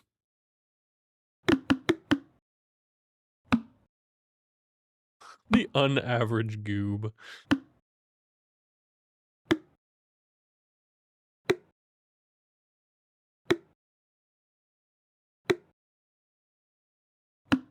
Game concepts like this are excellent because they're straightforward mechanically and also challenging to really dive into. Right, like just doing the achievements stuff, that was like quite a challenge for me. But once I solved it, it's just like it makes sense to me now. And yeah, I'm just using dictionaries for everything. Like I could get more complicated. And like I know you can't really like see it there. Maybe I can pull it up here. That's one thing that I don't like about the embedded window is, yeah, like stuff can overlay it too easily. But yeah, so like there's achievements here, and you've got like a hidden one that you can't see, which you can't even get this one now because I enabled auto click, so it's like disabled completely. And then you can like fully upgrade things. Yeah, anyways, I'm having a blast building it. Mobile adjacent. Yeah, I want it to be like mobile-ish. So I'll have to figure that out, but it is scaled for mobile right now. It's a good challenge from a design perspective. Yeah, yeah, because like the concept's there, but it's like now I want to make it mine. And I did make another game in the past. I reference it in my sheet, my uh style board or whatever. But I did make another game back in the day with Game Maker called Double Chocolate Chip Muffin Clicker. And that was it though. Like these were all the upgrades. It had like a message window and you just clicked the muffin. Like so I'm like, I made this in the past. I can do this again. This even had a leaderboard, which I don't know if I could do now, but why not? So yeah, plan on just continuing. I've got my game design doc, kept it nice and short. So yeah, we're vibing, but not vibe coding. So let's sit back and relax. I'm working on trying to get uh on the HUD. I want some text popping up here, but I don't really know how.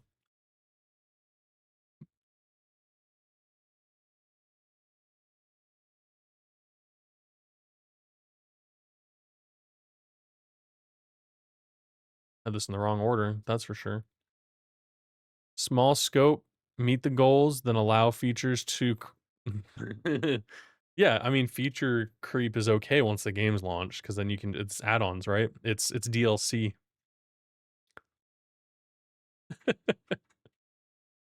Or I release what I have now and then everything in the future is DLC that you have to pay for. Eh? EA? Eh?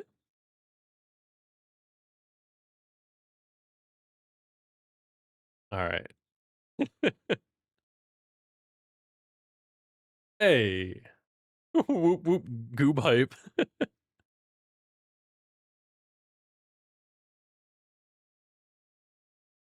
Special cup designs. Oh, don't even get me started on the cup designs. I thought about it. Um, in my board, I have like my mood style board stuff here. And this is where I got my idea from. Like obviously it's like this one right here, right?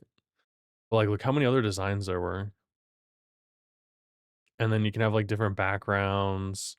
I'm gonna have like I can have like different room things. You can customize your room. Like you can see how scope creep can happen, right? But the goal is to not do that.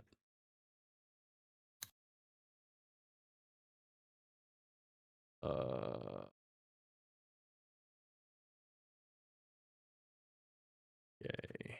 We need to make a new var. HUD.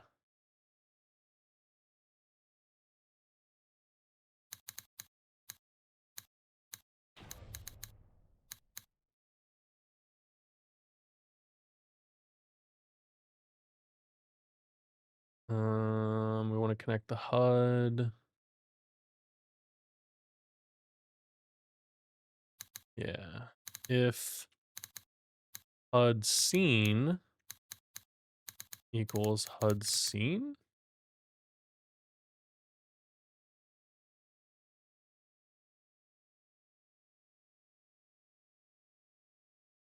Dot instantiate. Is that how this works? Can I reference the game HUD? Or is this creating another version of it?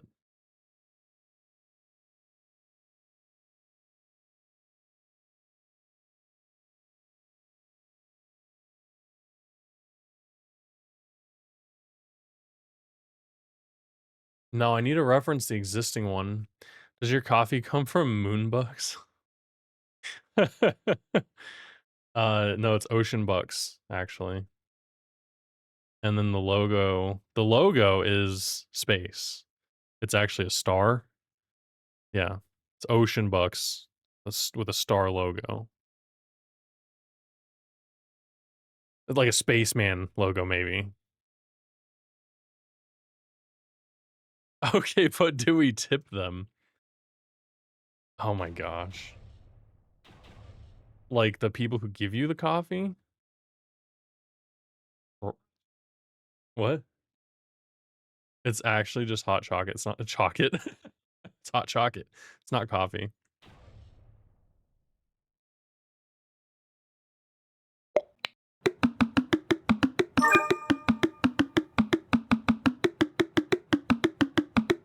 Okay, my question is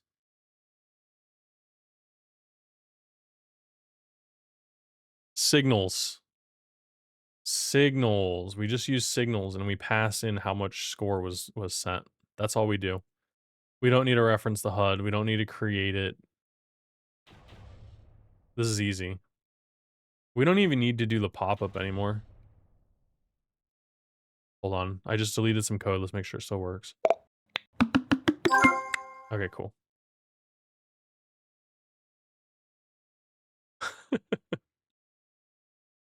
Someone told a friend that we don't tip Starbucks in America, and I don't know why. Okay, yeah, that's a good point. When you go to McDonald's, do you tip the people getting your food? Or the chef or the cook making the food or the fries?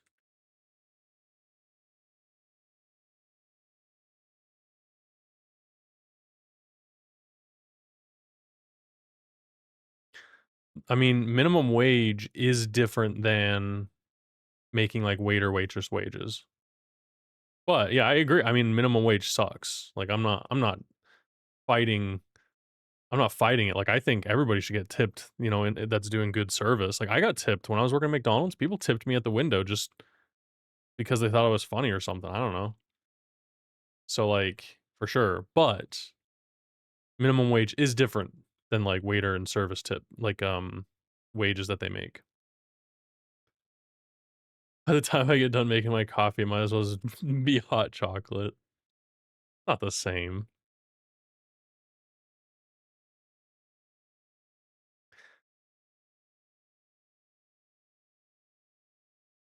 Not there anymore. I've heard the rule was if you have to get it, you don't tip. It's a pretty good rule. But it's like we tip our drivers, like, you know, DoorDash drivers or whatever, because they're delivering it. They're doing something didn't want to do. Somebody making your coffee, they might be getting paid minimum wage, but they are getting paid to do it. I do like that they offer like, "Hey, you know, can you give us a tip?" whenever they give the money, but it's awkward when you say no. So they're really playing on that emotion, which is good for them. You just put all the tips in a jar and share them with the front and back room staff. Yeah, see, and I think that's cool. Nobody carries cash anymore though, but they are bringing it to you. Right, yeah, you're not out there making your own coffee.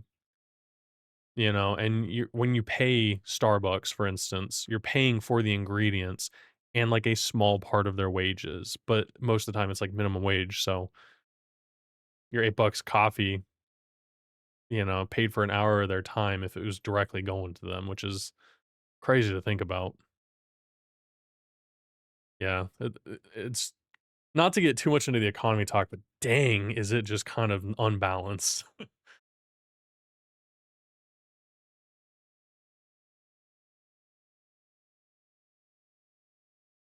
Yeah, I always tip pretty well. I don't tip every time I go to Starbucks, but maybe that's because I go there a bit, but yeah, drivers at a restaurant, I always tip really well at a restaurant and stuff, like, even when I was overseas, going to restaurants and stuff, like, I had people try to give me my tip money back, and I'm like, "This is just how we do it, like, just take the extra money." Yeah, I wish people would get paid reasonable wage too, to not require tips to survive. I'm right there with you, Seto. And it's like, it sucks because it's like the more we encourage tipping, the more we encourage that, you know, that mindset of like, oh, they're gonna live off the tips because we're gonna continue to tip, but it's like you want them to get livable wages and not live off of potential tips that might be split. It's just it's all over the place, man. Yeah. Yeah, just pay them, 20 bucks. Minimum wage is a joke. This should you can't live off 7.25 or 8 bucks an hour. You can't. You can't.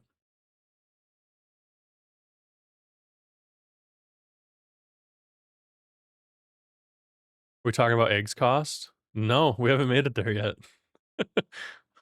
I stopped buying eggs, a while ago, like, I don't really get eggs that much, but every time I do, I feel like it's like a gamble. I'm like, "How much am I paying today?"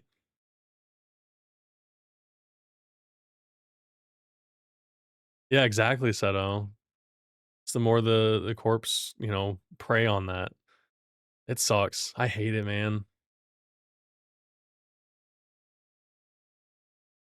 My daughter came to work at my company warehouse. I paid her 7.25 so she'd understand how little that is. Yeah, you can't live off of that. You literally can't. Like, if you're working 40 hours,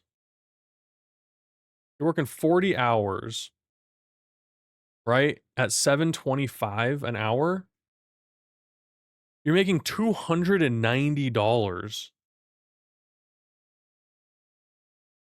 a week.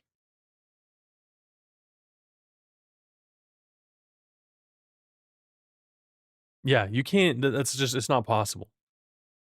290? You can't even pay for your gas in your car for a month, especially if you're driving to work, like, nah. Anyways, so that's why we're poking fun at corporate jobs over here. Let's just let that sink in for a sec, like, 290 and that's hold up, hold on. So, 290, right, per week. Let's take out the $58, right? So 290 minus 58. Okay, your take home is 232 a week after taxes. In a month, you're making 928. Yeah, when she was 16 and had no bills, right? But they're expecting to pay minimum wage to people. I don't know. When I was working at McDonald's, and I was 17 when I worked there. Um, there was people in their 60s and their 50s working there, making like 8 bucks an hour, and that wasn't that long ago. But even then, like you can get paid more in allowance if you do chores around the house, and if you go mow a lawn, like, that's what I did when I grew up. I went and mowed lawns and stuff, and I'd make 40 to 60 bucks a lawn, and I would make more money than minimum wage because I was setting my prices. And that's why I'm a freelancer, I work for myself, so, like, I couldn't do this. This is per month. You know what this covers? Student loan, here, let's say, like, like, 400 for a student loan, right? Okay, now 528, it's a car payment, right?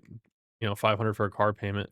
You have $28 to buy food and um pay your phone bill and insurance and who cares about rent at this point, right? Where are you living? No, it's just not. Yeah. I don't agree with minimum wage, never have. I, you couldn't find an apartment for under, $1,000. And then you got utilities and like we all get it. We all get it. We're over here. Yeah, why aren't we tipping more? Also, why do we have to tip? Why aren't they getting paid wages higher? That's like we're a game dev stream over here. I'm not making any money doing this. Actually, that's a lie.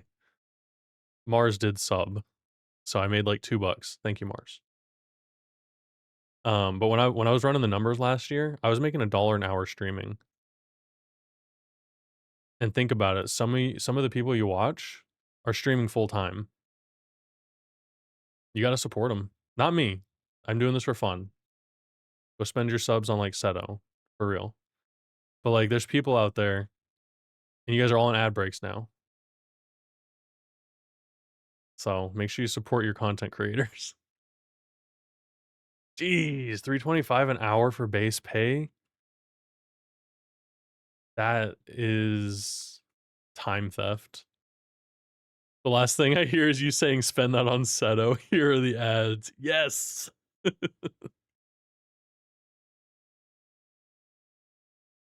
Oh, it's perfect timing. I don't even know what I was working on. Oh, we got pop-up text. I don't even think I'm gonna get that working here. Okay, we need to go straight to the HUD. All right, I remember what I'm doing now. I'm gonna get this before the ad break stops. Okay. We have score updated. So when we send the score, we are checking on the game HUD. Okay, we're updating the score labels. But what we need to do. Aw, Mars, thank you for the gifted sub to Seto. No, dang it. You got to sub to Seto, not give us sub to Seto. Mars, thank you so much. I appreciate you. I see your little fist pumped. Oh man, Seto, that must have been nice and funny for you. He saw the fist. I forgot they do the mini video at the top. So you saw me fist pump to you hearing me say this. Man, can you clip that? Like, is there a clip that you can get the whole screen? That's so funny. You already subbed to Seto? Okay, good. Good. There's so many like great devs. Like even IRAD devs out here. Finn is Fine is out here. I mean Seto obviously. But like there's some people out there that it's like I see them streaming so much. And you know they're making less than minimum wage waiters, right? Like unless you tip them.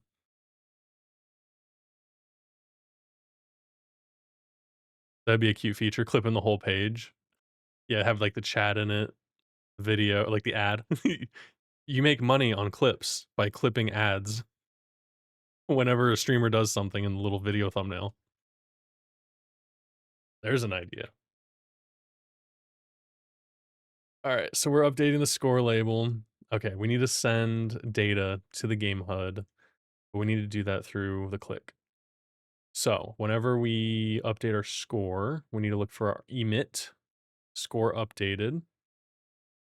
We need to send two things here. We need to send what was updated and for how much. So we need to say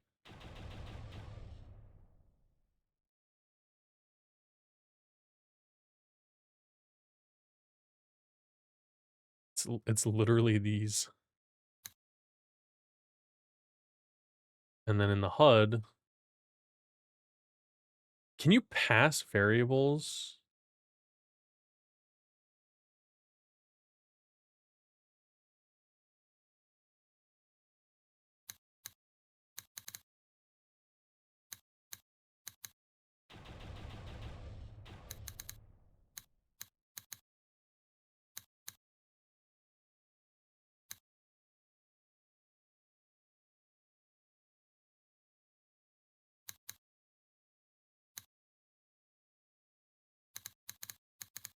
I don't remember what it is. Okay, it needs to be sent here.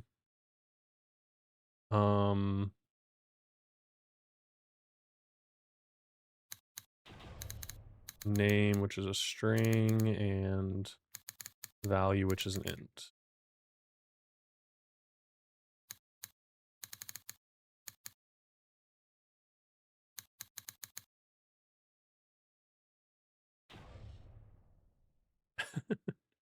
Goob Goob is back. Oh, that's right. You get the Goob Goob when you're subbed. I haven't done it. I'm gonna make a static Goob Goob for people to use on the free tier. But then like the subs get the animated one because that's where it's all cool. The cool people hang out with the Goob Goob who's animated. Just kidding. I didn't even see you say that. Finn's harassing me in Seto's channel to Seto bot, so I'll have to think about subbing to him. Oh, that's funny. Finn is fine, Mars. It's in his name. The good goob goob. Yes, that one. What is this supposed to be? Value and position. Oh. Oh. Position. Oh.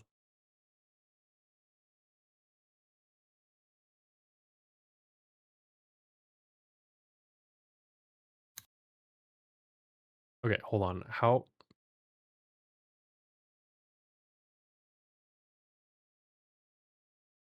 In the event manager,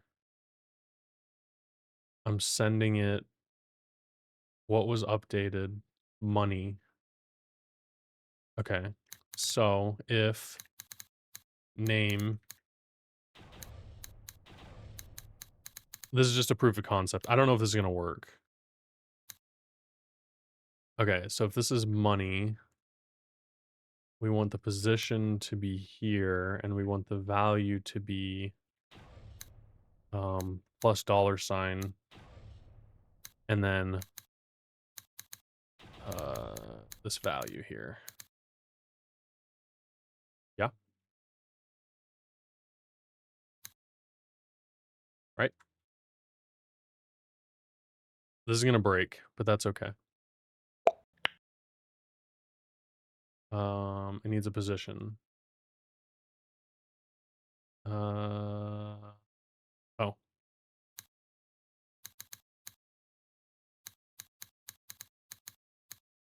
Let's do like 20.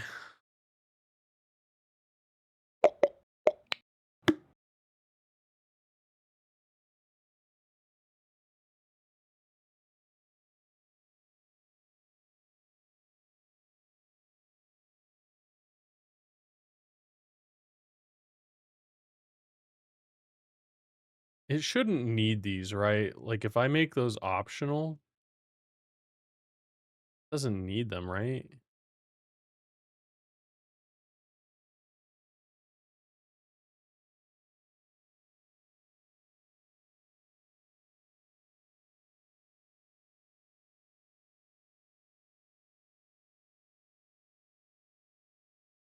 I have to do it.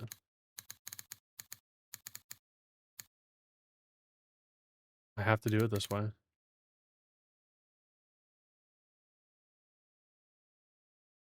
If I want to send this number to the HUD, it needs to have that, right?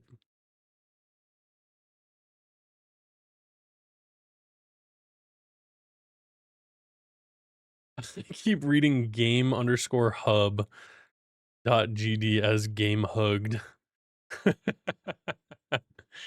It is. This is the wrapper. This is how you hug your main system. That's funny. It's okay, Seto. These are very tiny values. I mean, as we've discussed, like reading ClickUp, the name for ClickUp in the bar up here, it doesn't quite look right. Like I get it. I get it. It's not you, it's the screen. You're learning state machines? Nice. State machines are handy.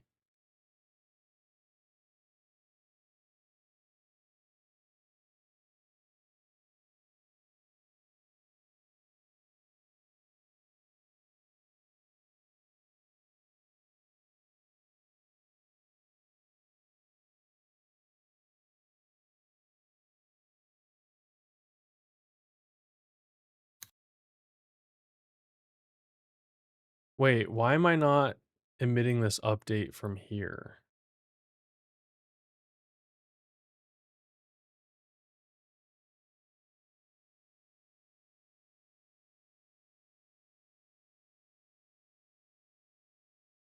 I had that issue writing styles.css.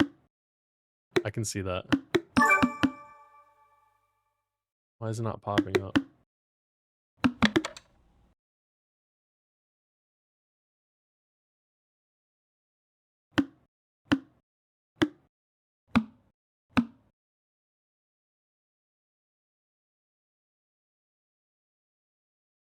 Yeah, see, that's not good. The fact that it's continuously putting a pop-up label.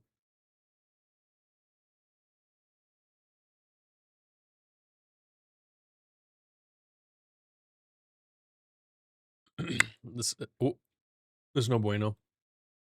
The heck? It was weird. It's a weird canvas.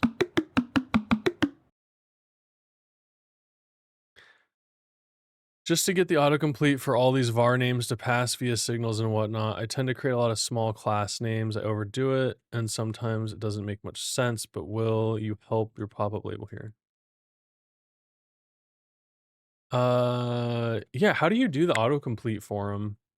I've never done it. Because that would be super helpful in setting it up. I don't know how to make it so that it, like, auto-completes for it. Hey, Deflux. Uh, no. I'll probably never play Satisfactory. I've played it. Why? What's up?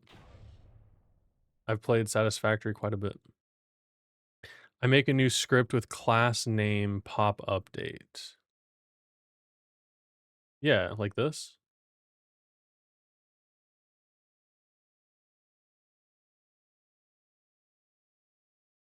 Satisfactory. Yeah, I've played Satisfactory. That's the one where you can make tubes that make you go really fast.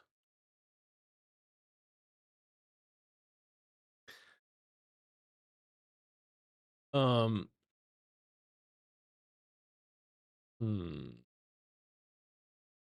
Oh, you got oh, I didn't mean to hold on. Hang on. I was trying to click to see what it said. Put the var enums and such in there, then send a pop update data.new via the signal. Uh,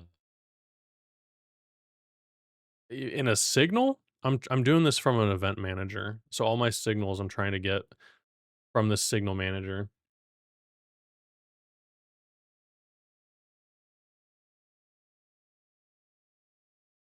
And then like it would be nice to have these autocomplete, but I don't know how to do that. And then what I'm doing is I've got the game HUD, so it's got a, game HUD. And then when I write the functions for this, like if I do like update score label, it will put this in there. But this update score label is coming from this connected event. Um, I just don't know where it's going.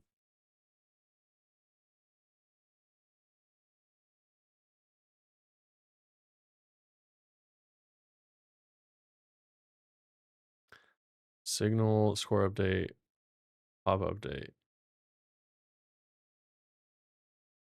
Oh, I see what you're saying. Create a new class. That might be a little overkill for this project.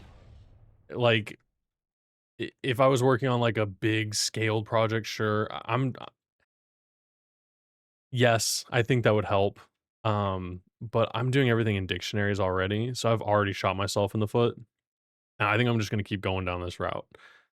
That is a good tip actually to set up a new class name that has this with the files for the variables that I need. So that does make sense. Um, Probably makes more sense, but yeah, no, I'm trying to keep it simple. I feel like Deflux is trolling. Deflux, I've never seen Deflux troll before. I'm well equipped to handle riffraff. Seto and I are concussion buddies. All right, listen, we communicate telepathically. I know who to watch out for. Just curious about other dev approach. I feel like it's over engineered. Yes, IRAD dev, it is definitely an over engineered thing to do your signals like that.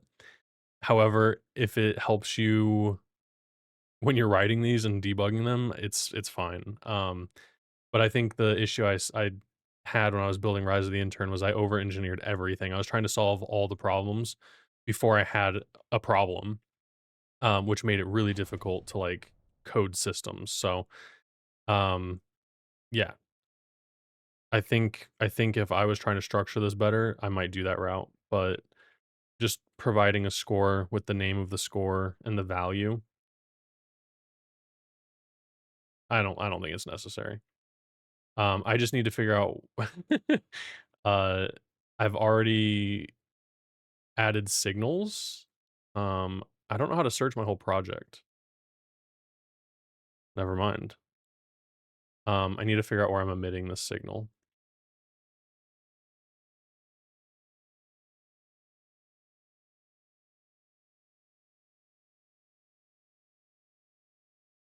Oh, I missed a lot.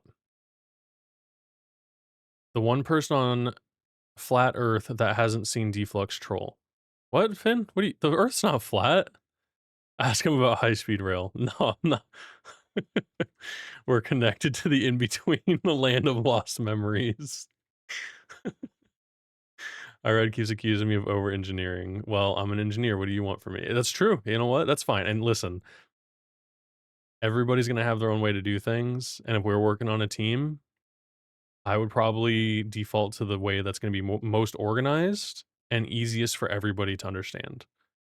So sometimes it requires a little bit of over engineering, but yeah. Finn rated a streamer the other day with Deflux, and Deflux told him we were gonna raid a good dev, but they were offline, so Finn chose him instead. Uh,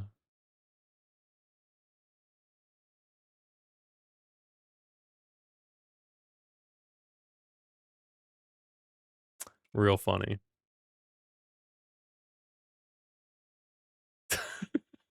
He didn't Deflux. He didn't say flat Earth. I inserted that. Oh man.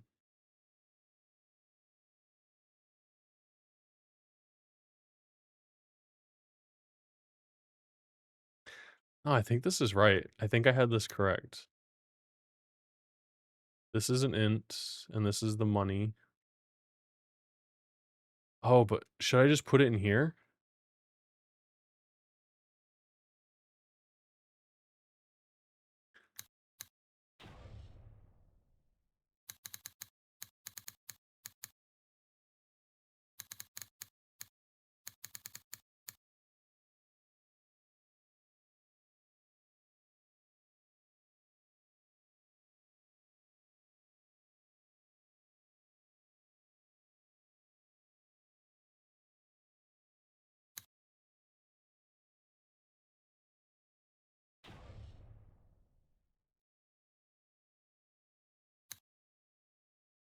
So I shouldn't have to update the high score. I should only update that.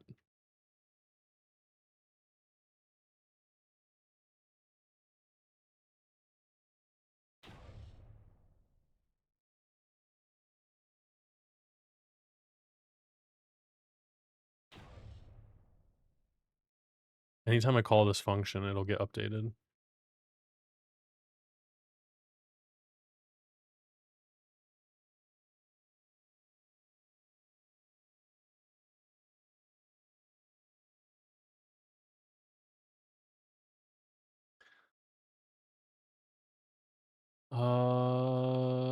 What else is connecting to score updates?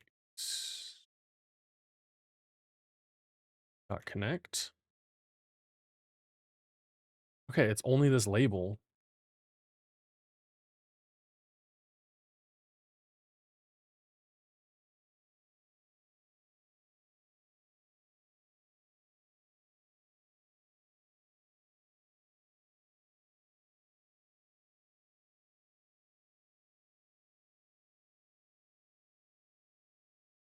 Make sure to hang out in both their chats for a while and chilled offset this.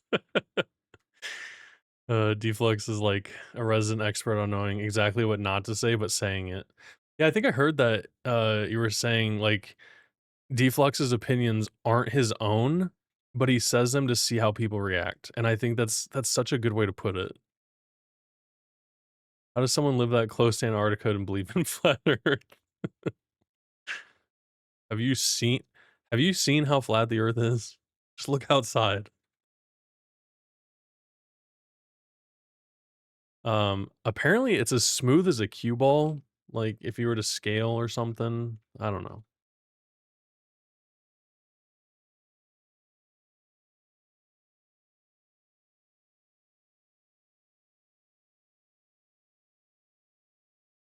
A globophobe? I don't think they're afraid of globes. Flat earthers acknowledge the existence of globes, right? I don't know anything about flat earth. I've nobody's ever told me enough info for me to believe flat earth.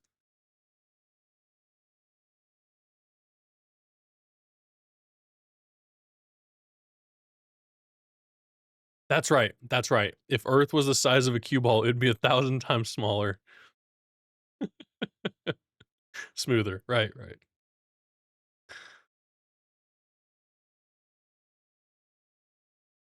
Alright, I don't think we need this one. Alright, let's see how much I messed up my game project.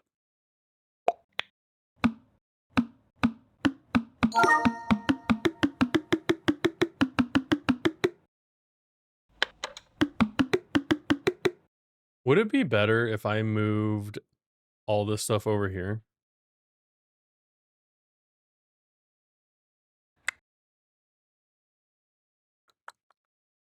If I did this, would this be better for everybody? You see more of the game?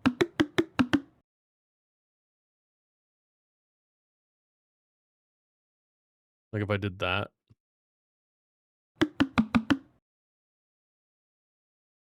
Ugh, I hate it.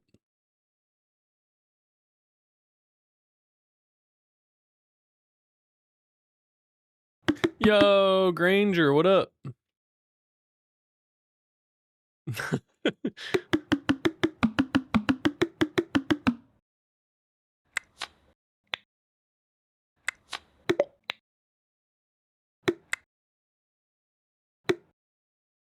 Clicky clicky. Yes, it's more visible this way for sure. Yeah, that's what I think. It's either that or I make my video way smaller and the chat smaller, but everybody wants to see themselves on screen, right? So, like, we'll keep that. Stranger devs. Rude. Just chilling, made some red velvet cookies. Oh my gosh, with white chocolate chips?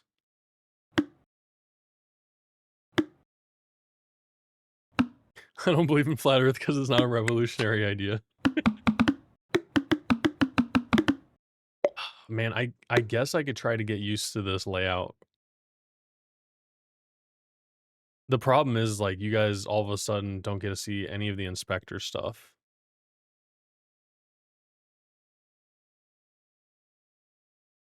I mean, if I do this, can you still hear the game?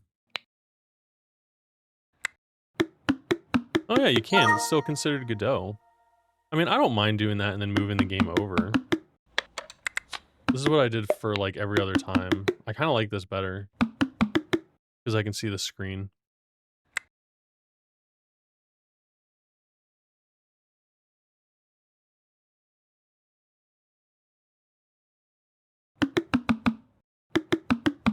The problem is we run into this issue where I love having this visible right away.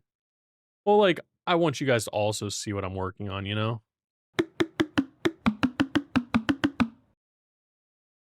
Like, this is convenient, right?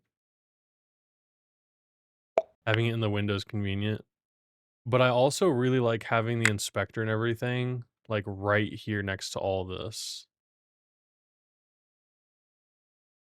That's why I literally have a default 2D layout. But then it's like, while I'm working on this game, wait, what does this do? Oh, it gets rid of that whole window thing. Oh, just like old school Godot. Okay, we're back. Yeah, see, I like this way better. Yeah, we're gonna stick to this. Now, what would be cool is if it remembered my position on the screen. Is that a thing?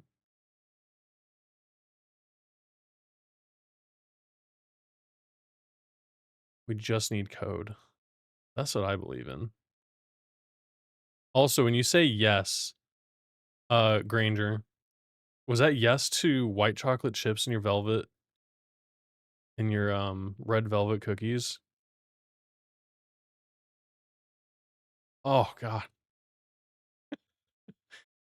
I I don't know if I've ever had red velvet cookies. I've had red velvet cake.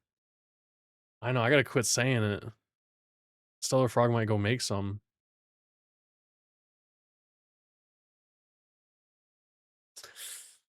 Oh, I do not wanna sound too presumptive? It's not a word, deflux. Is presumptive a word? Anyways, Godot, launch window, last location.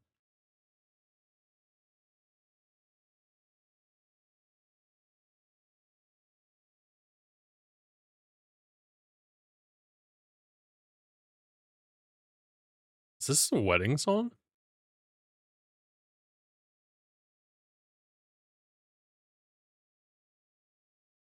Oh, editor settings.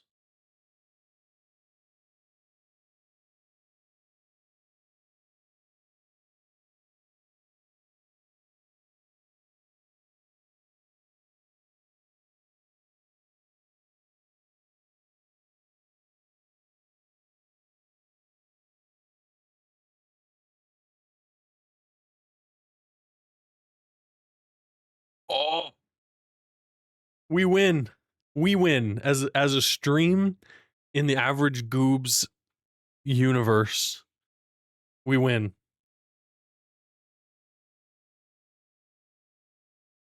Presumptuous. Yeah, see, Fine's got that. Did you hear about Setalix's plan to play Satisfactory?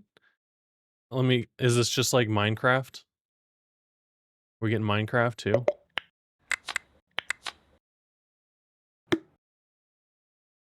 Yeah, red velvet cookie sounds so good right now. I've had red velvet cake. I think I've had red velvet muffins, maybe.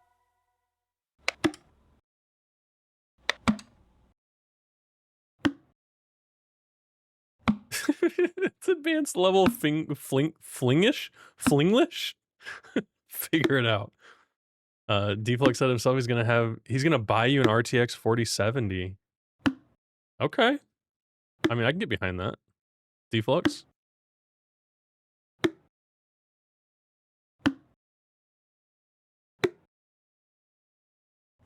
It's not like Minecraft. I thought Seto was gonna do oh, it's Beegs. Beegs does Minecraft. That's right. Okay, never mind. I'm all caught up now. Deflux is a Minecraft streamer. Alright, yeah, look at this. So this is it. I solved the problem. Now the window opens exactly where I want it to be every single time. You guys proud of me? And the game looks so much better now.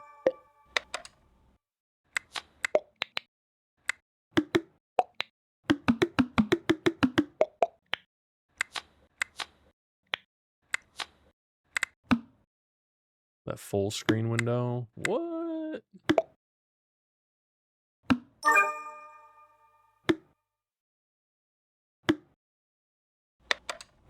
You're so high, you don't even know you're high.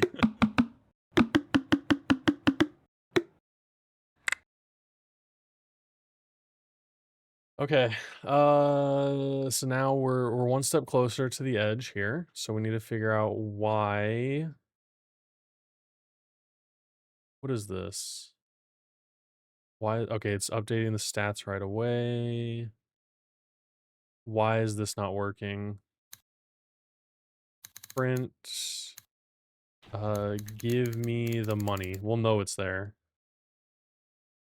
And how often? Ooh, I don't like that the signal's calling so often. Oh, but it's on the automatic update, so it has to. All right, let's get some passive income here.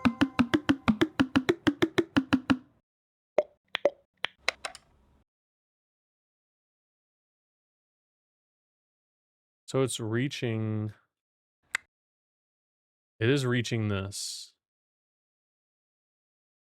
Okay, so we want to do the name plus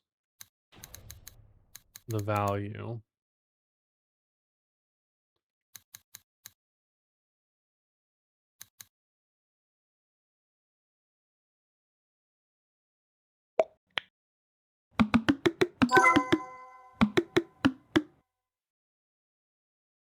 Oh.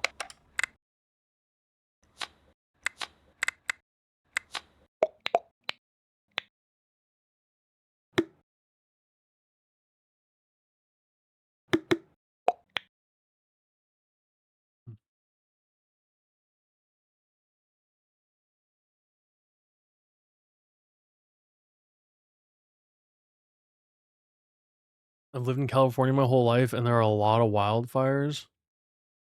Truly, maybe you've been high your whole life.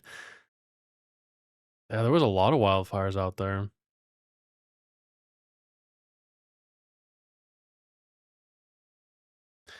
Heard he was getting an RTX 5090 Master IC E32G graphics card. Is that a thing? 5090? I've got a 4070.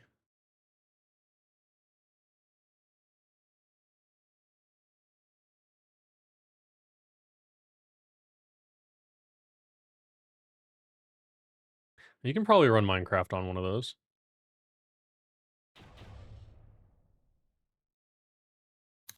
So let's do if value is greater than 0.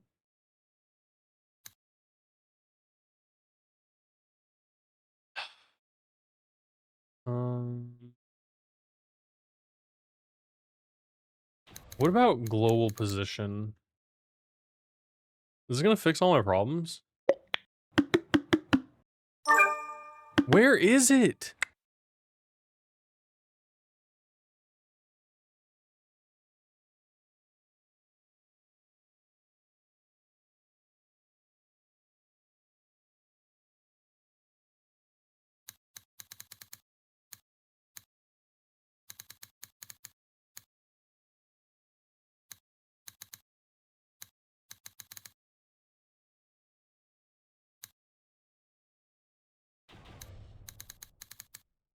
What is the parent?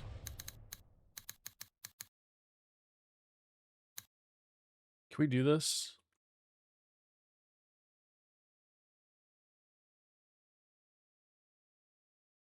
I think it's under main.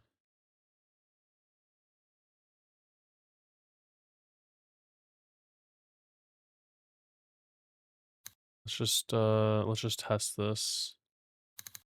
If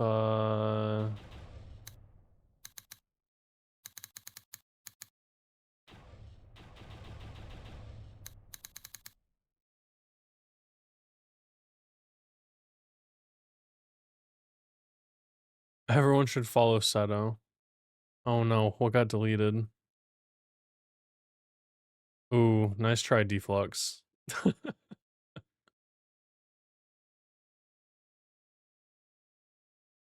No, if you want to go support Seto, I've already said that. You just go to Seto's stream and sub.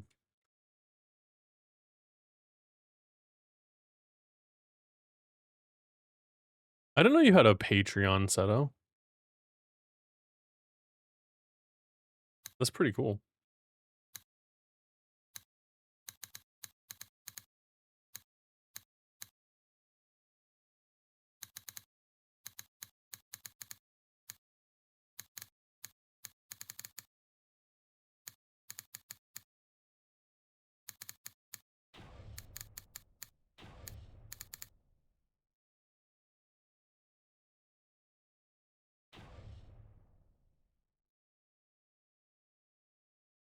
You don't do too much with it, so you don't push it. Yeah, I feel that. It's like, that's why I got rid of my Ko-Fi.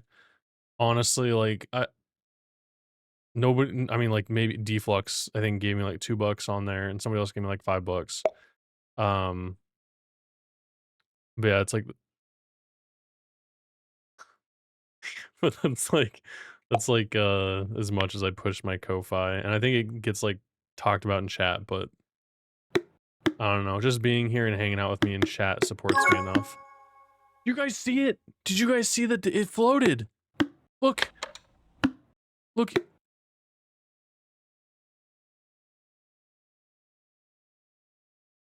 Thank you for the hydrate. Whoa, look at the color on that.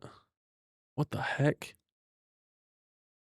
I'm all out of bat juice, so we got water.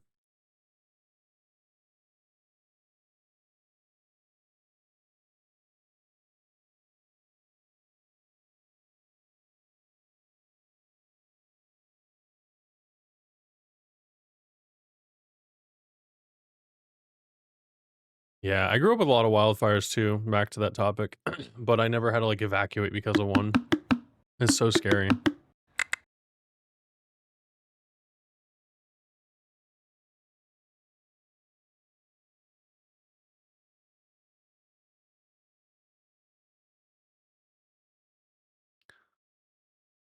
Uh, Position. I'm gonna add a parent in here.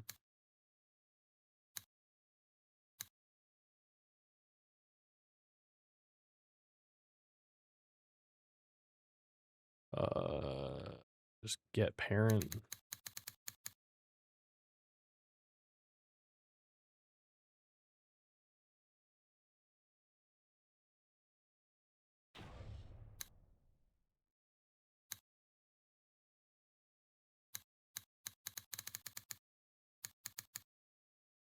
You grew up with tornadoes? Man, tornadoes are scary too. You know what's scarier than tornadoes and fire? Fire tornadoes. That's so scary. Like, it's already out of control. Both of those things are already very uncontrollable. And then a Sharknado, don't get me started on that.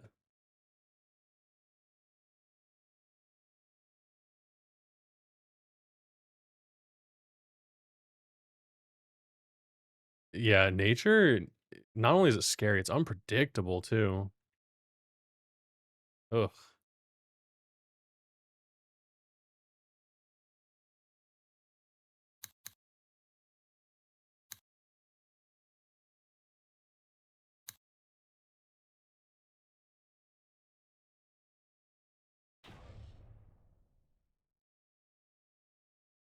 Oh my gosh, I forgot a comma.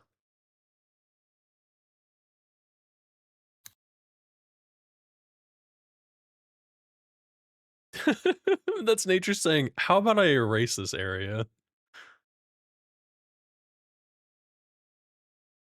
Just like, whoa. Yo, thanks for the $5.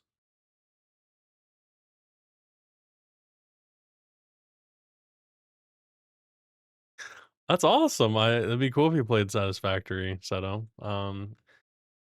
Yeah, no, thank you for the tip. I don't ban people for tips, unfortunately. I think that's a dangerous game, but every streamer has their price. That's all I'm saying.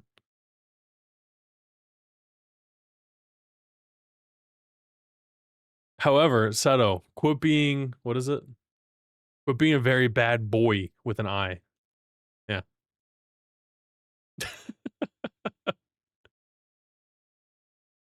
Man, we live in such a timeline.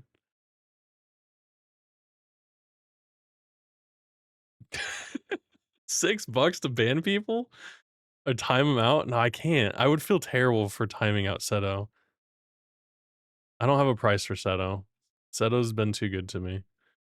If Seto asked me to time him out, I would probably time out Seto, but I was just defending you to my wife about the fire tornadoes, and then you have to bring up Sharknado and ruin it. Sharknadoes beat fire tornadoes. The sounds are not coming through the alerts. Really?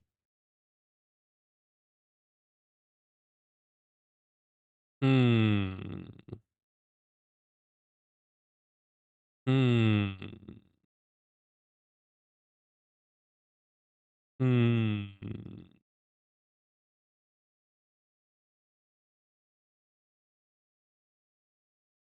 Hmm. What about now?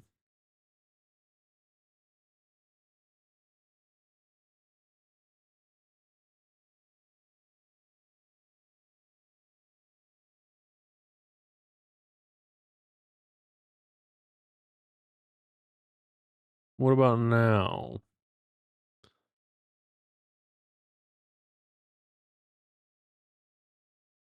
I added everything to control the audio through OBS. No stream audio. Here, I'll play it. I've got infinite gooblets.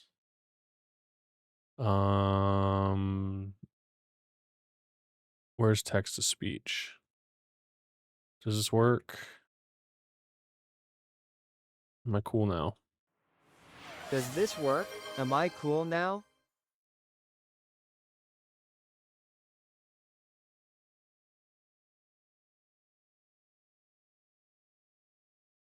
Did it work? Oh, that worked? I can't hear it now. Hang on.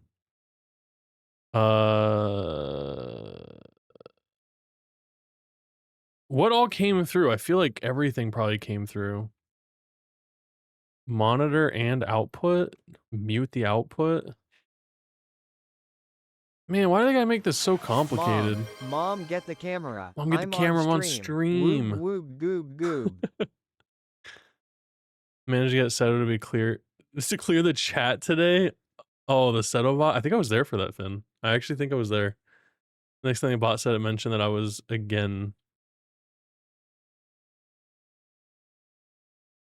Oh, and then it mentioned what you said verbatim. That's pretty funny.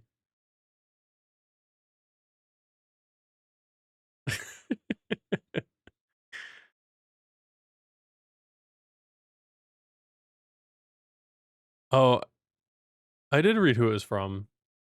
From Casual Addicts. Did I not say that? Anyways, hang on. Let me try to fix this real quick. Sound alerts. Monitor and output. Twitch alerts. Monitor and output. No, don't do it.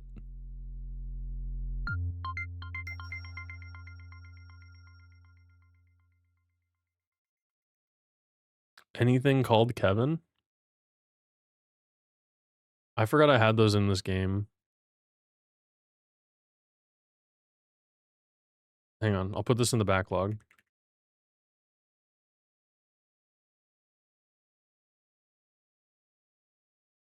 We'll do this. You said deflux, not casual. That's funny. My bad. Anyways, it was probably deflux. Name something Kevin. Anything called Kevin. Okay. Name anything Kevin. Gotcha. And this is from lowercase Finn is fine. Oh no! Hold on, we got a raid coming in. Oh, it's not coming through. Okay, I can hear it now. Welcome in, Raiders. Hello, Just Covino. You caught me. I'm goofing off. Welcome in, everybody. How are you doing? I totally didn't hear any of the sounds, so.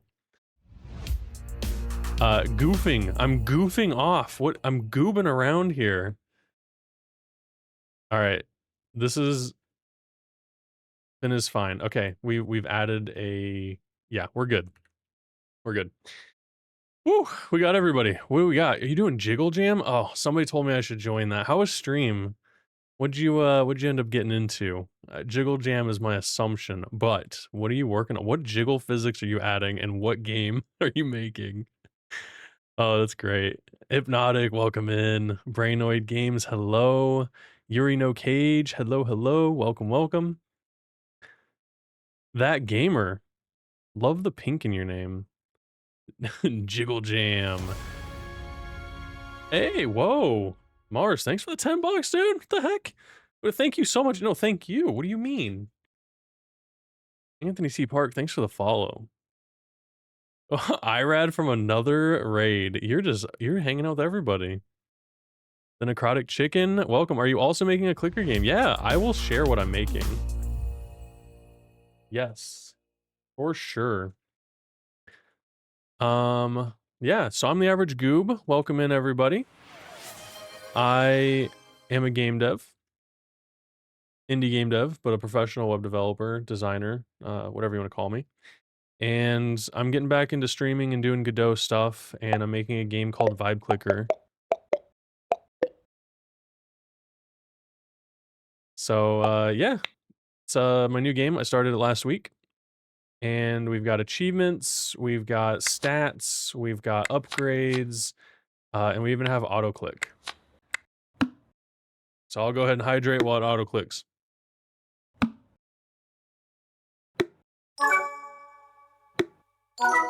Ah, yeah. The necrotic chicken, you're bored? I'm sorry. This is not gonna get any better in here, I'll tell you what.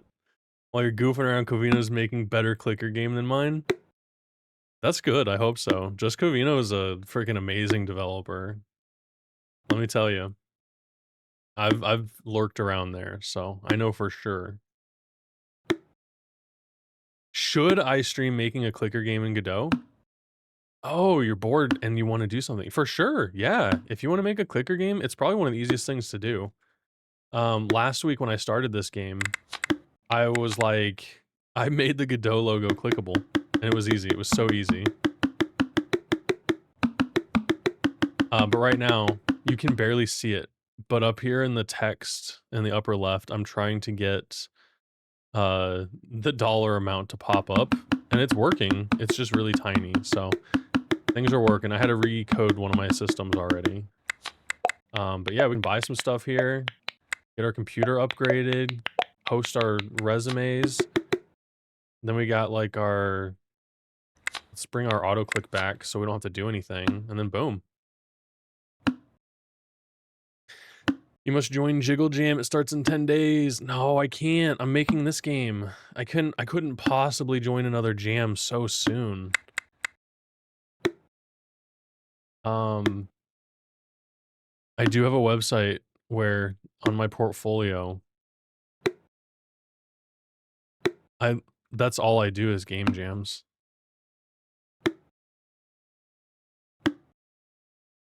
And look, I've even made a clicker game before in Game Maker 8.1. But yeah, so the last game I worked on was actually a game jam in January with the two nerdy nerds.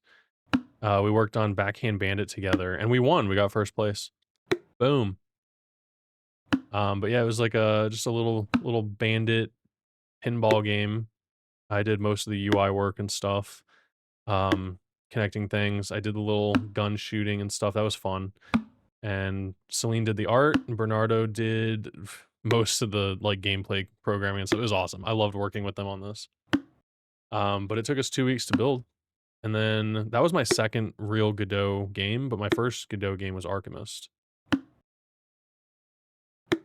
And that's when I learned how to use Godot. I took a course for like 3 days to learn the interface, and then I just built a game, and so it was pretty cool. And I started a small project called Rise of the Intern, and I say small because I canceled it.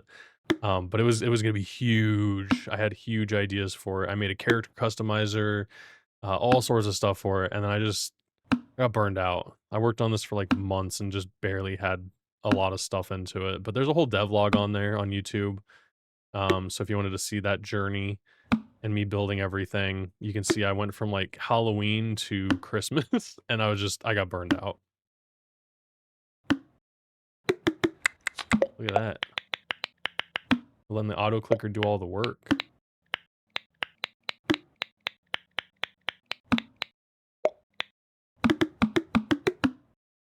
Uncancel. I want a refund. Hey, Twisted Mood, welcome in. Thanks for the lurk. Hear me out. Remake it and add jiggle to it. This can be your prototype. No. What are you doing for your jiggle? A clicker, it's clicker auto chest. Are you building that for the game jam? What are you doing for the game jam? Oh, all right. Well, thanks for the lurk. I appreciate you. Thanks for the raid, just Cavino. Lamp core. Oh my, came at the perfect time. Clicky ASMR noises. Oh yeah, do you want some more? Here, these are all made with my mouth, and then I was flicking. So like these clicks, I flicked my bottle. I don't know if that's anyways. Really? Okay, good, that's good. I'm the whole point of this game is to be, like, that instant gratification, so, like, the sound effects are really gonna have to work with it, and it's gonna take some, like, actual refinement, but this is just some placeholder, and everything's gonna have sounds,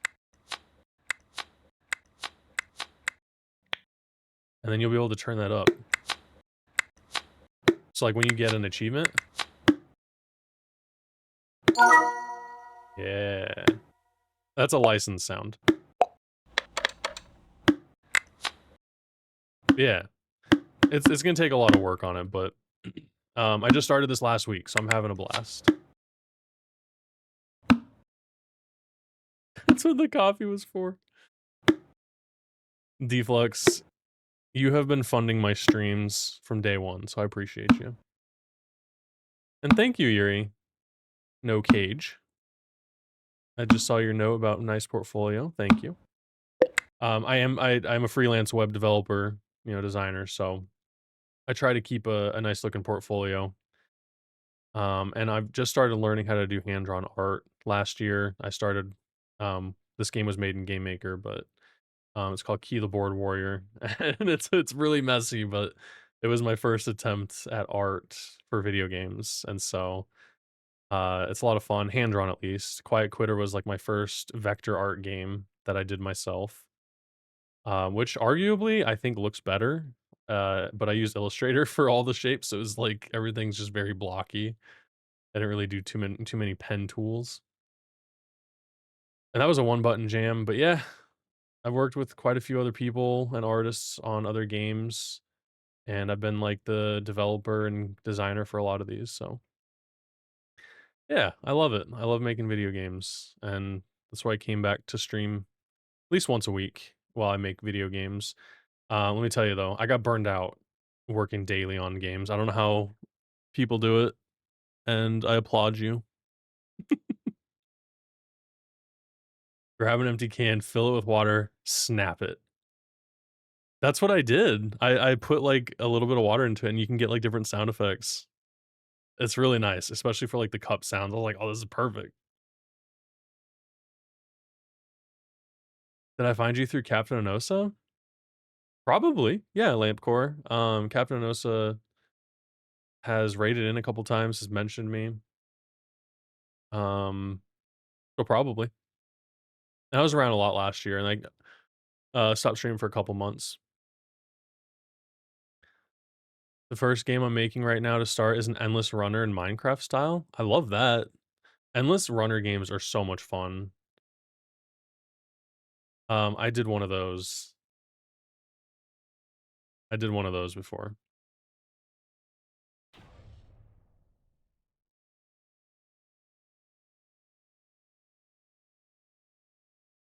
I made a Flappy Bird style game too. All right, let's get these going. Distance Y, I don't know, like 50 X 0 fade time. We want these to be pretty consistent. Let's do a smaller amount, or I guess closer range here, and then timing. All right, let's see what we can get here. I think I can change the values at runtime nowadays. Oh, there it was. I need it to go down though.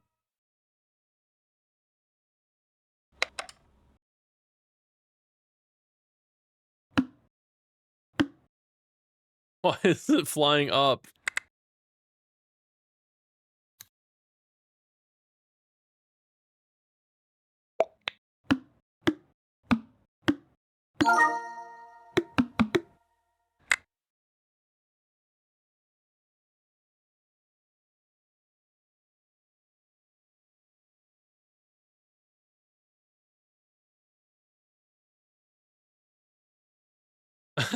Hey, creative waste. Late Covino raid. No, you're not late. You're just on time.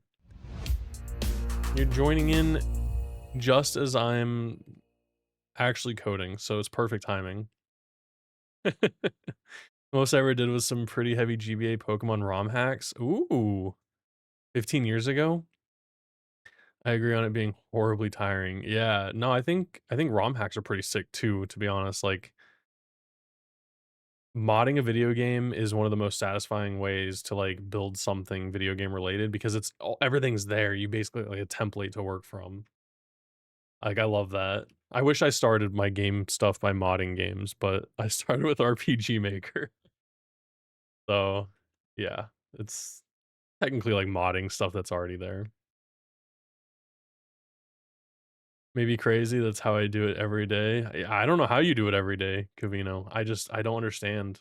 I mean, I obviously like, I have a job that I do, and then I was also coming home and doing game dev or go switching offices and doing game dev. I work from home, so maybe it's like that's part of the burnout is, like, there was, like, just no break between things. First game you ever modded was Bard's Tale? Dang, Granger. I don't even know what that is. What's Bard's Tale? Oh, I do know what that is. Man, that's actually pretty cool. And so you modded that without a PC?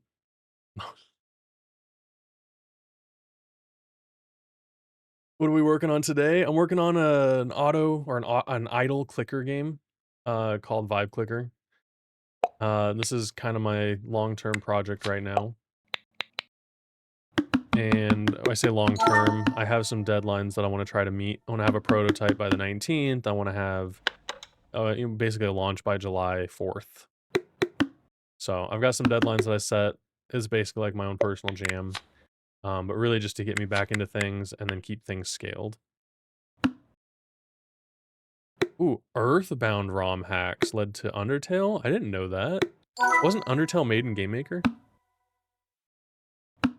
Oh, yeah, no, I love RPG Maker is what got me started. Love it. Oh, it was on PC. Just kidding. You don't think you can handle working from home? I don't think I can handle working from an office anymore. It makes me too sleepy.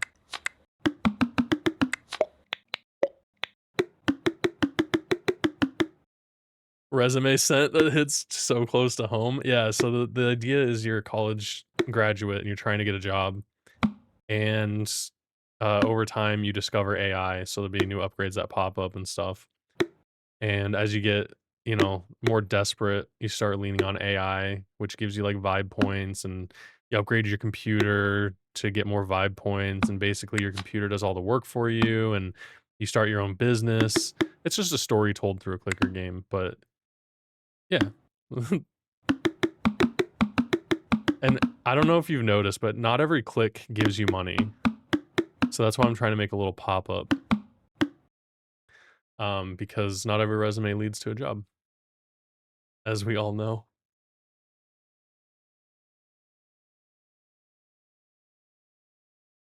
Uh, maybe.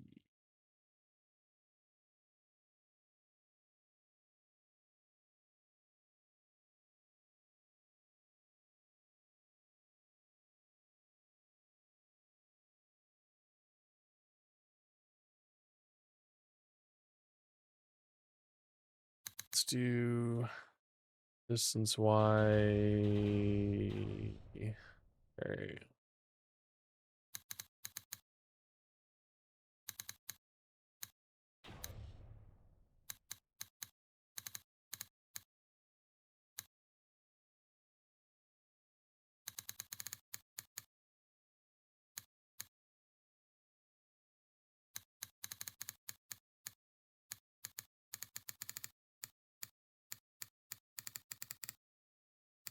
All right. So here's what I'm doing.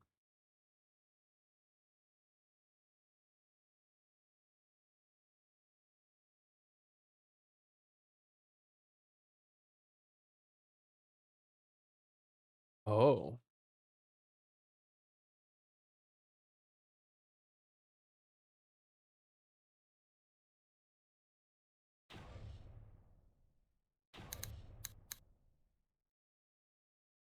let's see how much I broke it.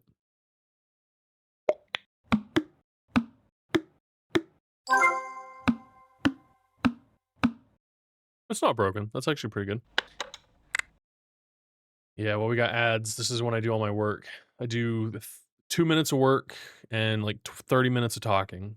That's the opposite Pomodoro.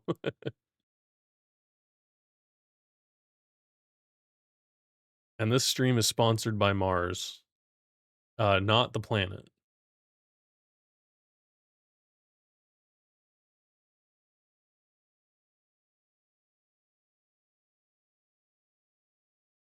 Oh, you didn't the little animations when I type? That's because I haven't typed much. I'm using ridiculous coding by Jotson.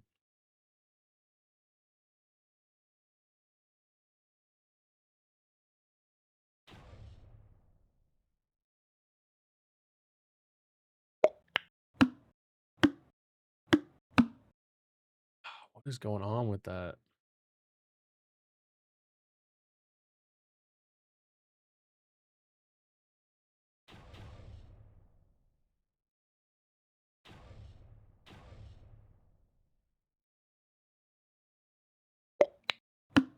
Oh, it worked! Hey! All right, listen, it's a little large, but hey.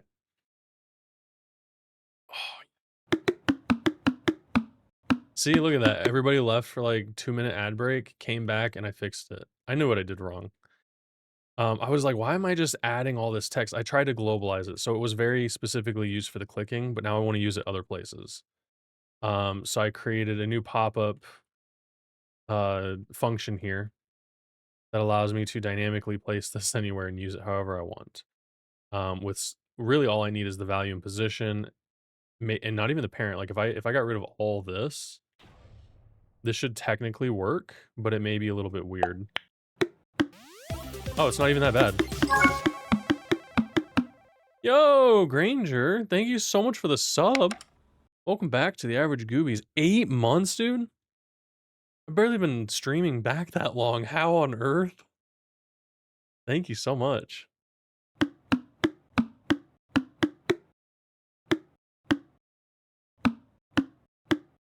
So we see it's a +1. The real question is, it should be 3 now. Oh, look at that.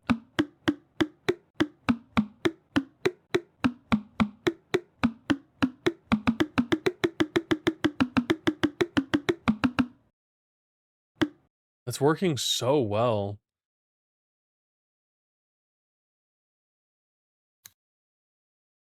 So what if I just did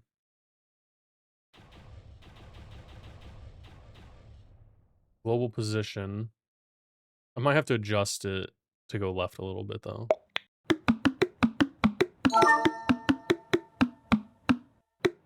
Why all of a sudden is the text so much bigger? Did I do something?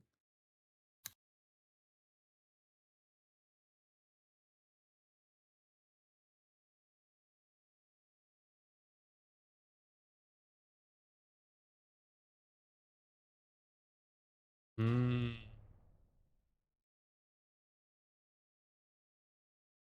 I think that's a fine distance.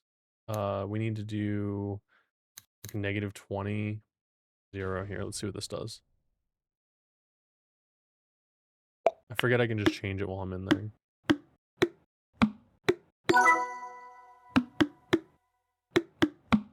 That looks good.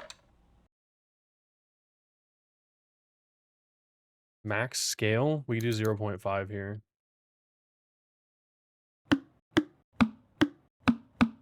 Oh yeah, look at that.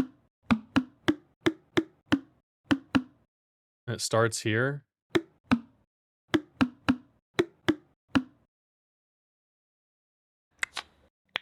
Does it work with the auto click? Oh my gosh.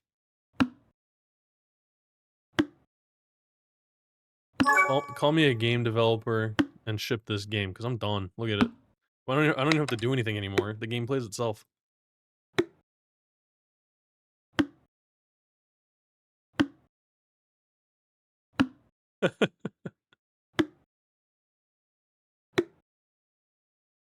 Oh man.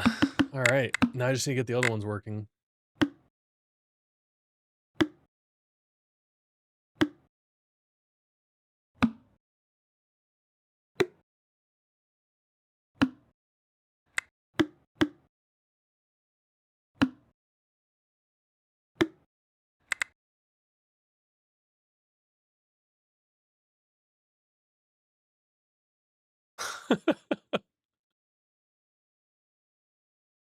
Orin King.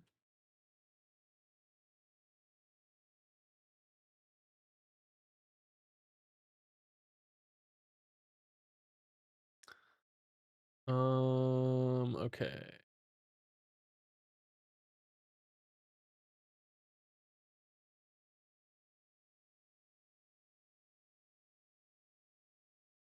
You know what? I don't really want, so what I'm gonna do, man, this, I don't want to do this for every single one of these.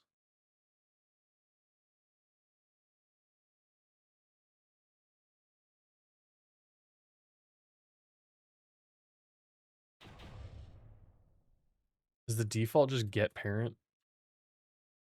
No, get tree.root. Okay, what happens if I do this? What's the default position of this? Underneath it, that's cool. Okay, so we definitely need to have the parent in there.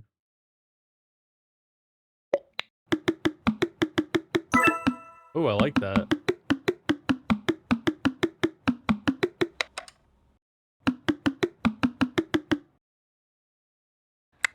Okay. So maybe we need the distance y in there. All right, what does this look like? Again, I probably could just change this. So why does it move over whenever I do the y?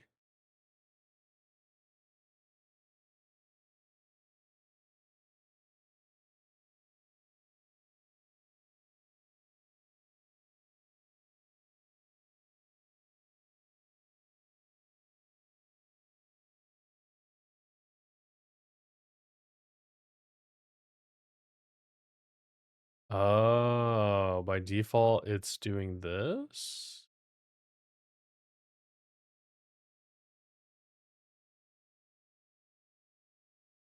Okay.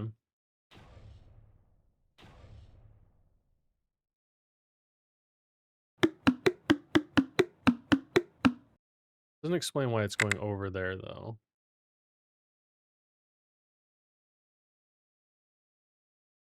Oh, I missed a bunch.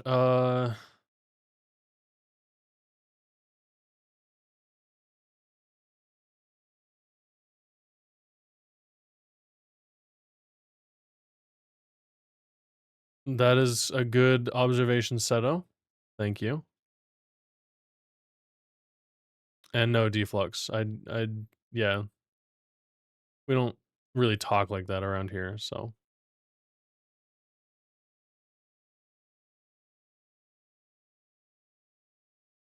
Appreciate that, Ryan.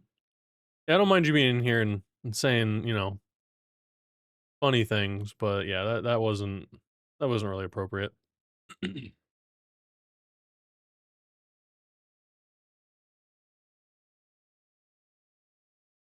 Um, okay, so why is this going over? Because we had the -20. Okay, so we're gonna need this for each of them.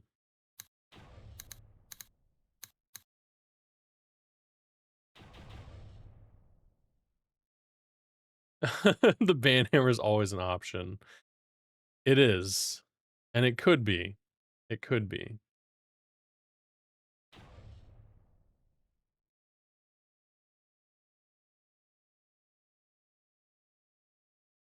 No, Seto hasn't done anything wrong. As a matter of fact, I don't think I've ever seen Seto do anything wrong. He's keeping a clean record out there. That's good. Walked away and missed deflux digging himself another grave. Yeah, he's testing the waters, and I get it, but yeah, we don't, there's things that this is just not necessarily, good to say. Sir, this is a Wendy's. Oh man, Wendy's is what got me fat. If we want a real talk, spent a year getting fat off Wendy's, maybe 2 years even. I went from like what I am now, 330, to like almost 500 pounds. Talk about that one.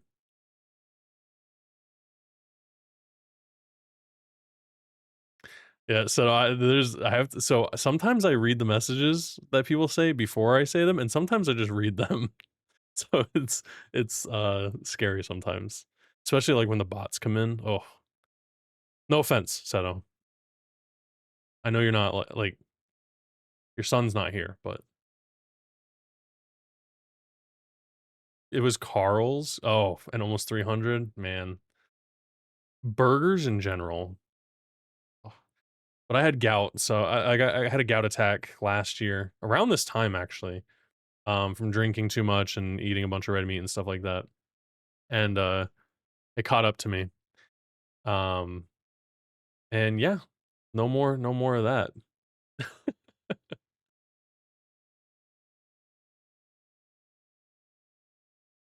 Mars says he's under 300? Congrats, dude. Haven't been this weight for many years. Yeah, I'm back down to 330, over the winter, and, the reason I stopped streaming and stuff is I was kinda losing it a little bit again. I went back up to, like, 345, 350. I gained quite a few pounds, and so, like, I've been trying to lose it again. I've been biking and stuff, and, yeah. My goal is 240, so it's gonna take a bit, but I would like to see it this year, and losing 3 pounds a week again. His son didn't even wish him happy Mother's Day. How dare. Chicken and rice now? Nice. Yeah, my main diet has to be chicken. I still have, overeating issues and, a little bit of snacking issue, but I'm working on it. It's an addiction. It's an addiction I just gotta work through. We gotta stop being so similar, I know, right?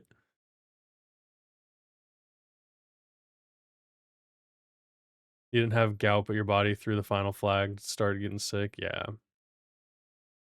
Yeah, I mean, it was an eye opener for me too, and, like, I started drinking a lot more than I was, um, but now it's like I've had, well, like, I had, like, a bottle of wine, that's it, in the past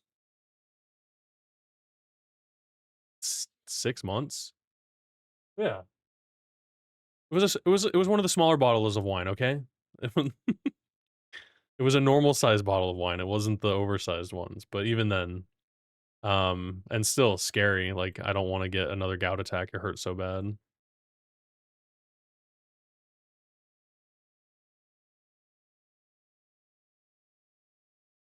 I didn't know the UK has a different Mother's Day, that's interesting. I guess I assumed it was, like, a global thing. Thank you, Seto. Help me lose weight, I should do more jams. Yeah, streaming, like, the problem with streaming is, like, it's a double-edged sword, like, if I stream after dinner, I usually don't get snacks or anything, like, if I stream up until bed, and it's good, but if I was streaming a couple times a day or something, and, like, miss a meal, and then I would, like, snack or eat something before bed, and it's like, that's the worst time to snack. Really, you shouldn't be snacking at all, obviously, but and then I just need to replace it with carrots, or celery, things that are really not bad for you, and then just eat less food in general, like, I'll get there. It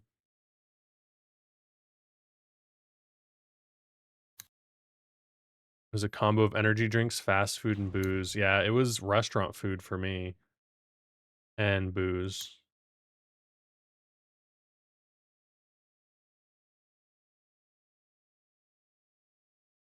Been facing temptation after just shy of a year and a half. Wow, that's a long time, dude. Congrats on that. Yeah, I mean, ultimately, like, I don't need to drink. Like, I don't smoke anymore. I don't have a reason to drink. Like, if I can cut out overeating, like, I'm living a better life than I used to. I'm working out a little bit more regularly as far as, like, biking and just going for longer walks and stuff. Like, I should hit the gym a little bit more, but I don't know why. I don't know why I don't.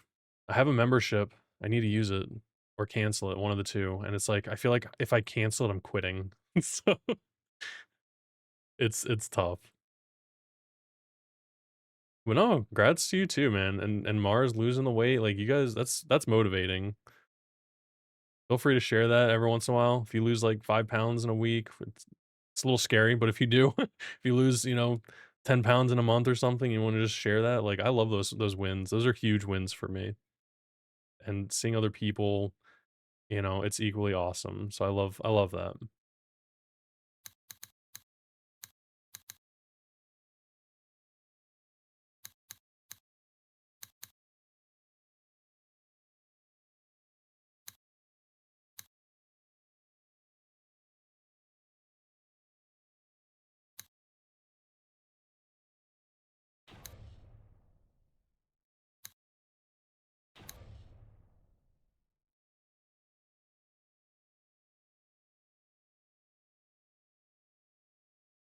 Learned something about myself when I started losing weight.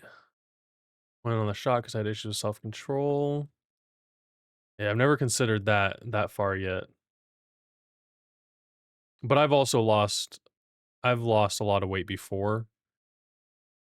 Um, I was a lot younger though. I was in my early 20s when I lost weight before, and I was also doing parkour, so a little bit more active. After I stopped eating, my depression got really bad, and I realized I was using food as an antidepressant. Yeah, that's actually realizing that helps too, because then you can start, working on that. I got to figure out why I'm still overeating. I don't even know what it is, but I journal, so maybe it'll come out in journaling. Should probably go to therapy. Like actually find somebody who can talk me through some stuff.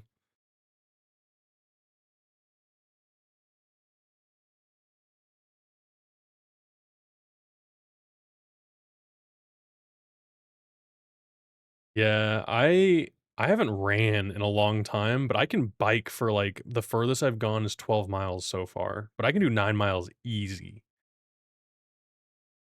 Biking's a lot of fun. All right, Seto, thanks for hanging out for so long. I appreciate you. Thanks for dropping off all your raiders. I'll probably see you in your next stream.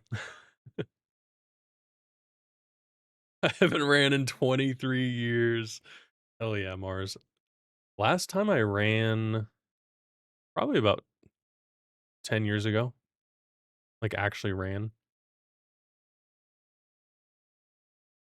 Uh,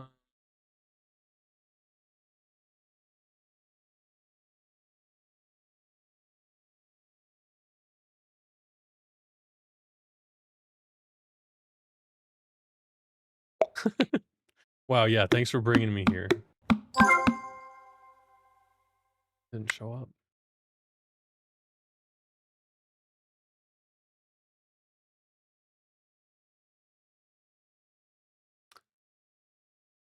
Mm,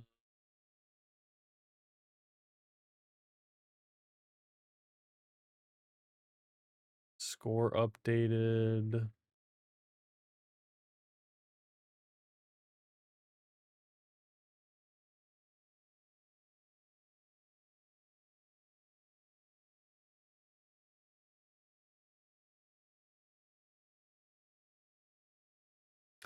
Ah, in the achievements.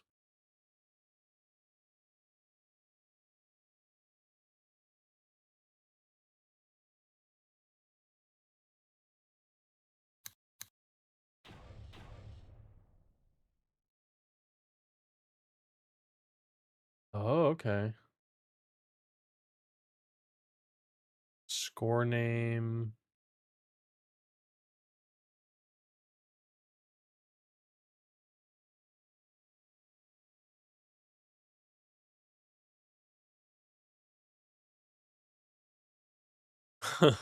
If I'm running, you better catch up because something's chasing me. I love that. What's the ridiculous coding doc thing at the bottom? This is from Jotson. So this is an add-on for Godot. Um, I'm using this one. I'm using the Cupix version, but it's an add-on to enhance your editing experience. So all the typing sounds that you hear when I actually type. So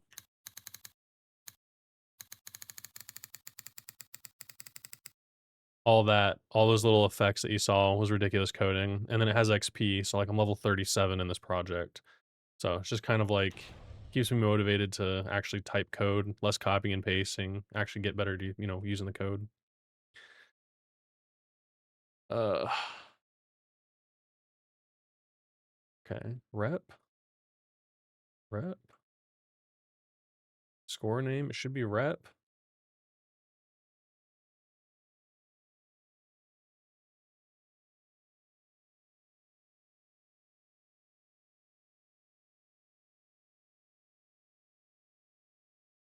Oh, okay. There's no elif. I just need an if.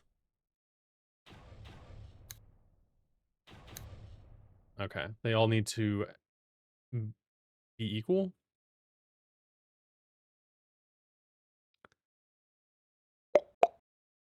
Just learned about themes, and you're using passive star as a minimal theme. Oh. Yeah, the only thing that I'm using theme different is taking in my local color. So like you can see it's like purple and stuff.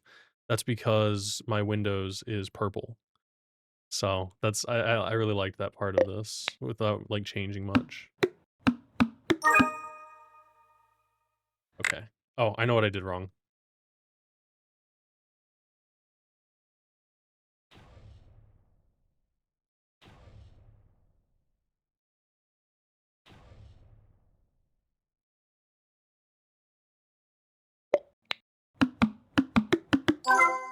Hey, plus 200 rep. It worked. We did it. Yeah, the only two add-ons I use, so you'll notice my code editor is actually a little bit different too. The only other one that I use is Script IDE. So it just has like a couple handy features, but really what I love is like the tabs. So it makes it like a, like Visual Studio Code or whatever. And then it also has these methods. So you can filter by your methods, which is really cool. So you can like see all your variables if you want to filter by like just your functions or exclude your functions. It's got them like color coded so you can like jump to them really fast without having to search all your code. You can filter them. So like I can look for like tab things. It's really handy. And then a feature that it brings in is if I hit shift twice, I can search my whole project for code and stuff. It's really cool. Everything. It searches everything if I double tap shift. So yeah, it's cool little things. I don't really like doing too many add-ons and stuff. Like I like the Godot experience as it is, so I don't complain too much. It's black instead of blue feels like VS Code. I do like this though. I like this toned down gray. If I had it my way and I wasn't streaming this, I would be using a light mode editor.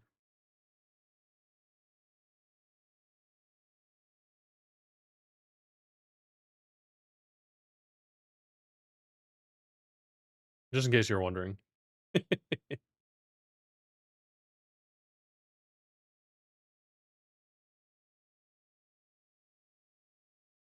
He's definitely gaslighting.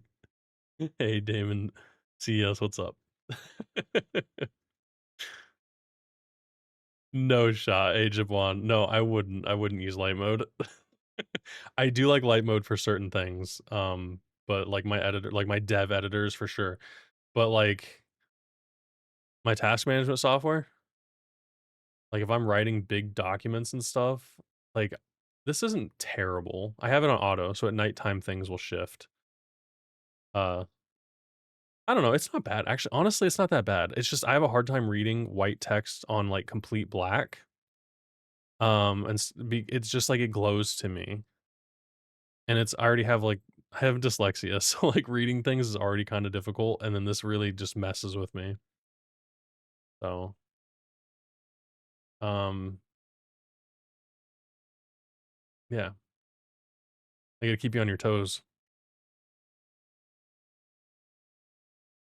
Everything else is dark mode though. Like even Figma. Figma's in dark mode. Uh my pure ref board is in dark mode. It's just ClickUp.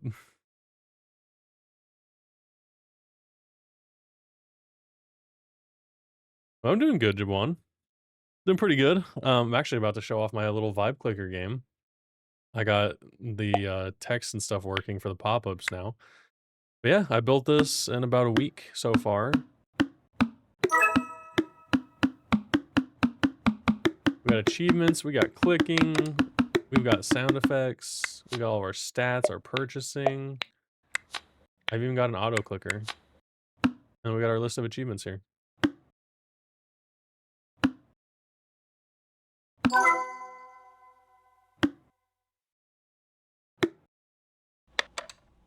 Yeah, we're cooking.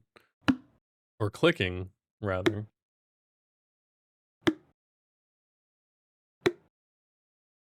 And then you can also click while you're auto clicking.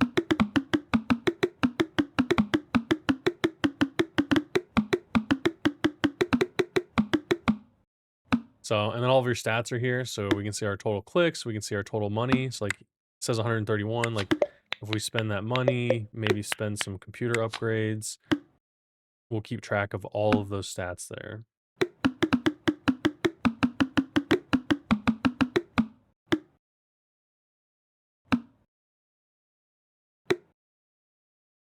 I might need to change something about that.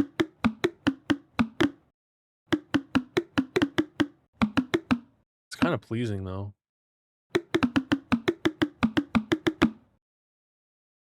They probably need to fade out faster. You can like turn down the volume so there's no volume if you want. You know, play this at work. There you go. Now it sounds like you're working. You got your auto clicking going.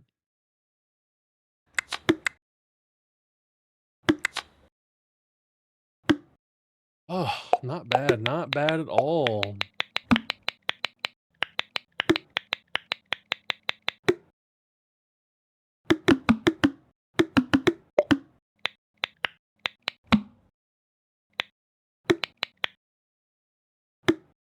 I feel like it wasn't updating that when I purchased it.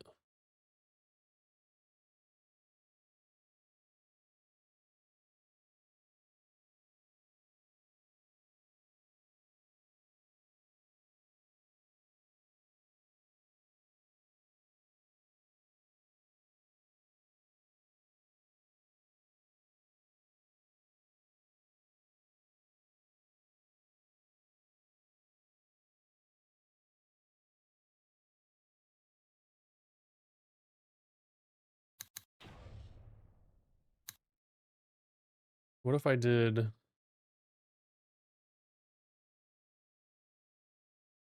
I guess I could give them a negative amount.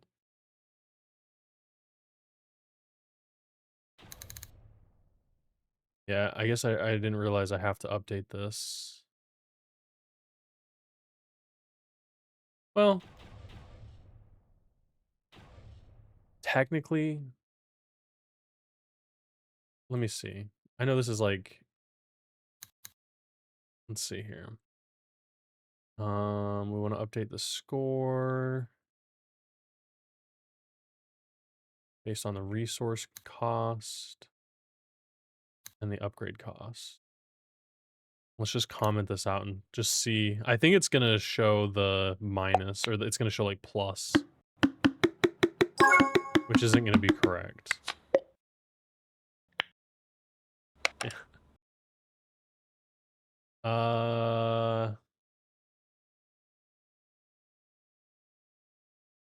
And I think it gave the score.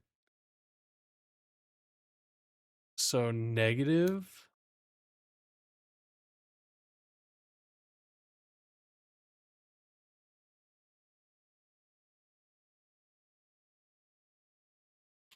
If I don't include...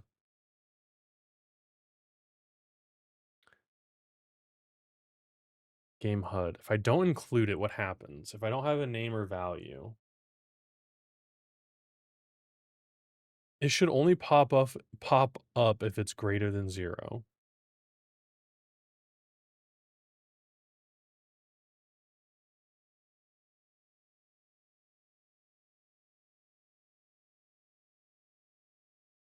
And we definitely need to remove this. So that should be correct.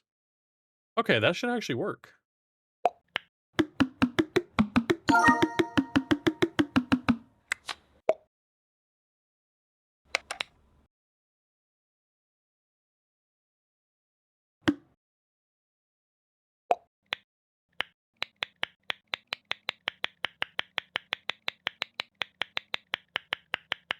Nothing's updating here.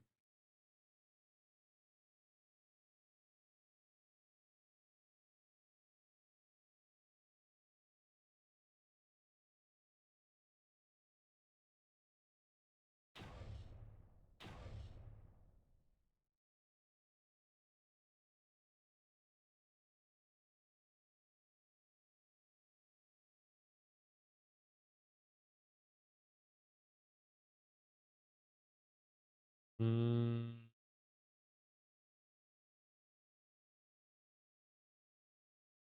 Okay, here's what we do. We move this to its own function because we do want those to be kind of independent and to update. Let's do show resource pop-up.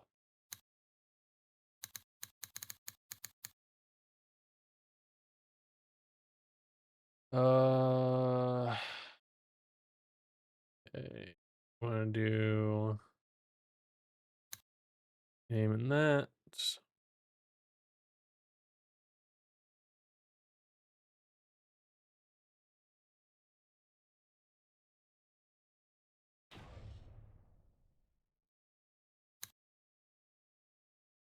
And we'll bring everything in, and then we say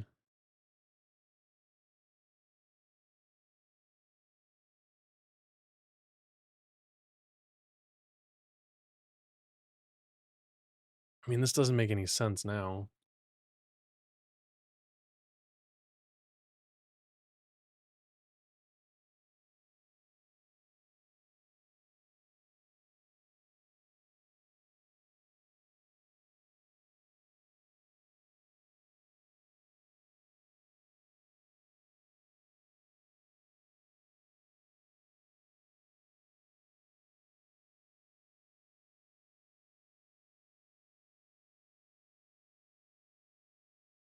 So this will go back to not having the label.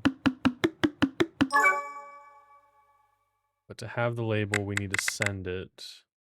But we want to only update it when it's positive, which is what this was supposed to do.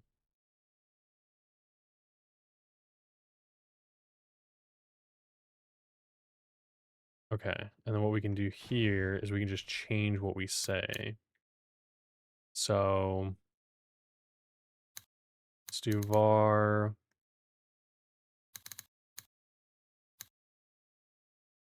game string. We'll just say by default equals plus.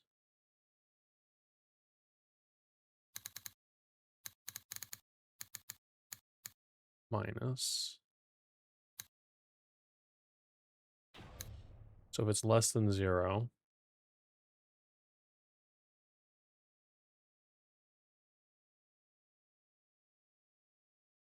okay, and then here we change. All right.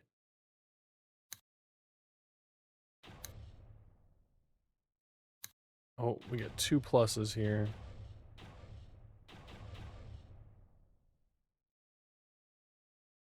Okay, and this is just for visuals. Like, this isn't actually adding or removing stuff.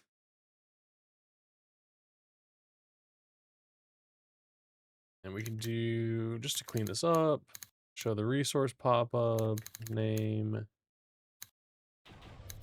and value.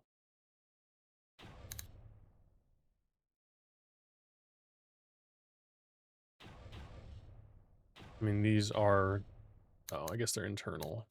Okay.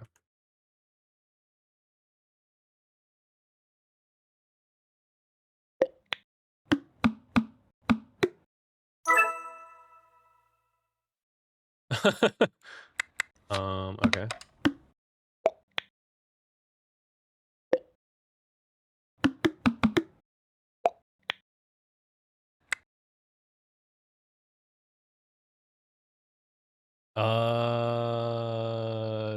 If it is less than 0, okay. If value does not equal 0, then we run this. Okay, it just can't equal 0. We don't want it popping up plus 0. Okay, and then we can go back to the upgrade card. We'll just make sure this works. Okay, +1, plus 200 rep. Perfect. That's exactly what we want. Now the issue is when we upgrade.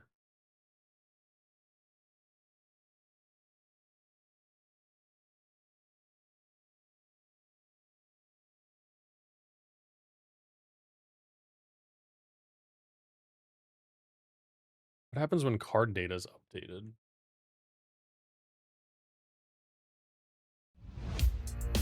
I wonder if we're following this. Hey, Wincy TV. Thank you for the follow.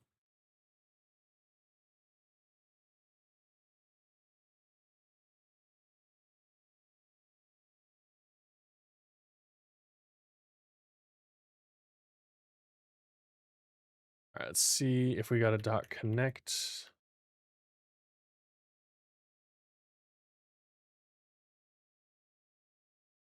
Okay. We want to see if the main HUD.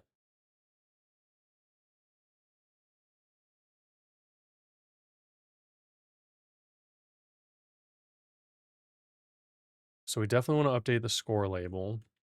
And this is connected to the score updated. Let's look where we're emitting this. Okay, one place. And this is whenever we give the player score. Let's just do the remove one. Hey, Shoe Bear. Thank you so much for the follow.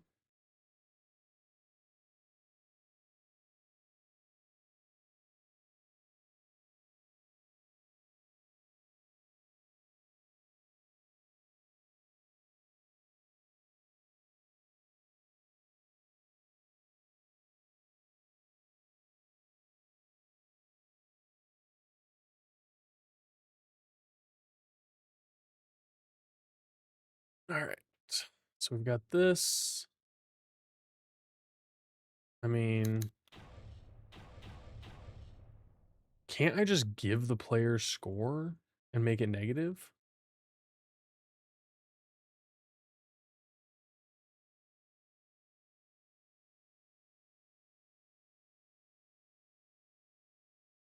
Love finding Godot devs. Right on. Hey, you found a pretty new Godot dev, so you get to learn with me. My biggest learning for this little project is definitely signals, because I'm connecting up so many interfaces through signals, and I want to make sure that it's easy to kind of, you know, make the data talk.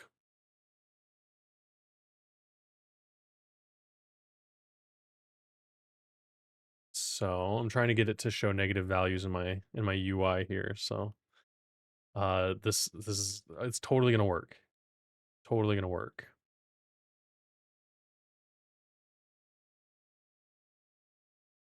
Let's get down to business here. All right. So whenever we lose the data, so we're gonna say quote unquote give player score. Uh, where's cost resource?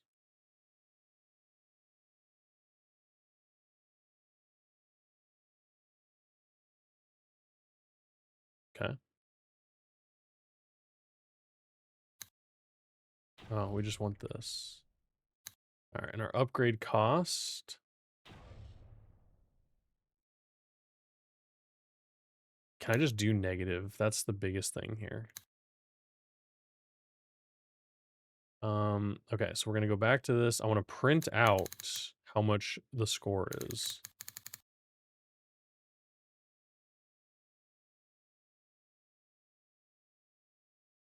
We are definitely all in this together. That's what I love about the game dev community, and not necessarily just Godot, but just like game devs in general. Everybody is very connected. Like I've met so many cool people through doing game dev, and it's been such a good journey.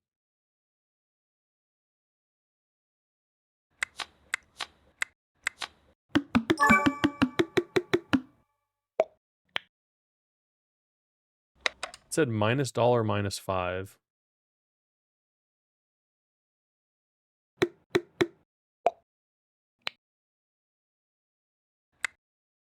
All right, here's how we fix that.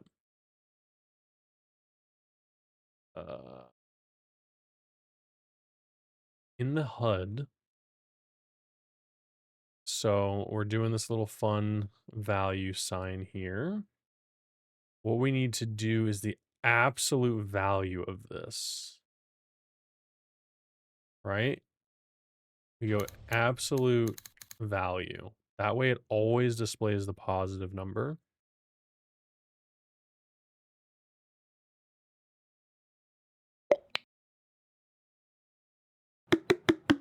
All right. I see +$1. That's good. Now it should be -5. Hey, all right. Let's buy a resume host. We're hosting our resume on a website now. This should be -50 rep up here. Boom. It's working. You can't go wrong. You can't go wrong with a good UI. All right, let's make those fade out a lot faster. We got pop-up text. What is our... We got a random fade.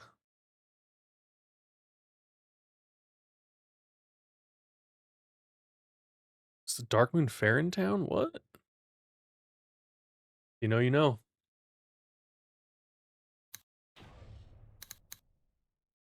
Let's lower this.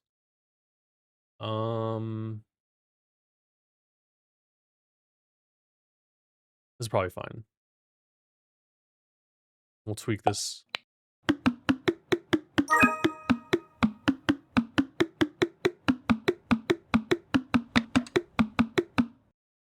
Is it... It's not bad that they're like stacking like that. Maybe it needs to fade out sooner though.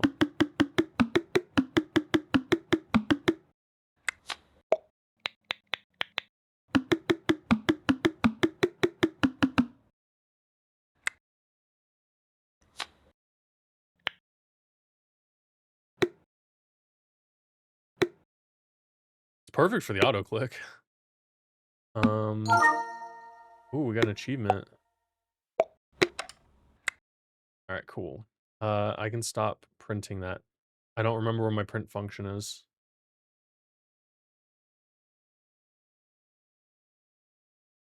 Up here, yeah? Uh-oh.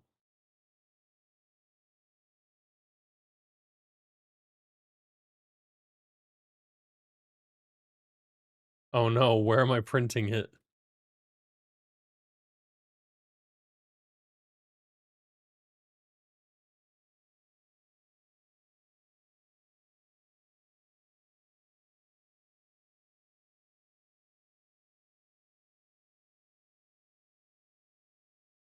Okay. Thank God for project search. Oh my gosh, I don't know where I would be without that.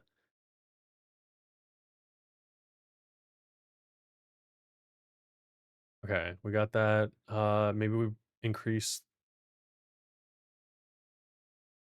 No. Change the value of it. Okay. Hang on, I got this. Uh,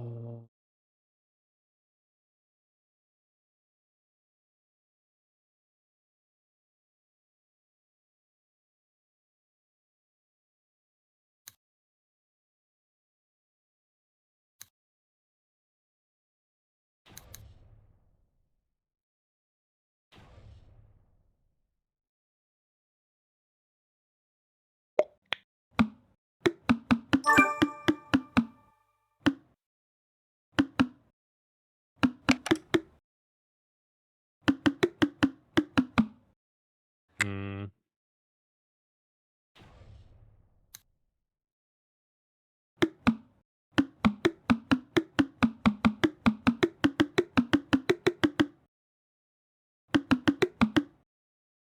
I think it looks pretty good.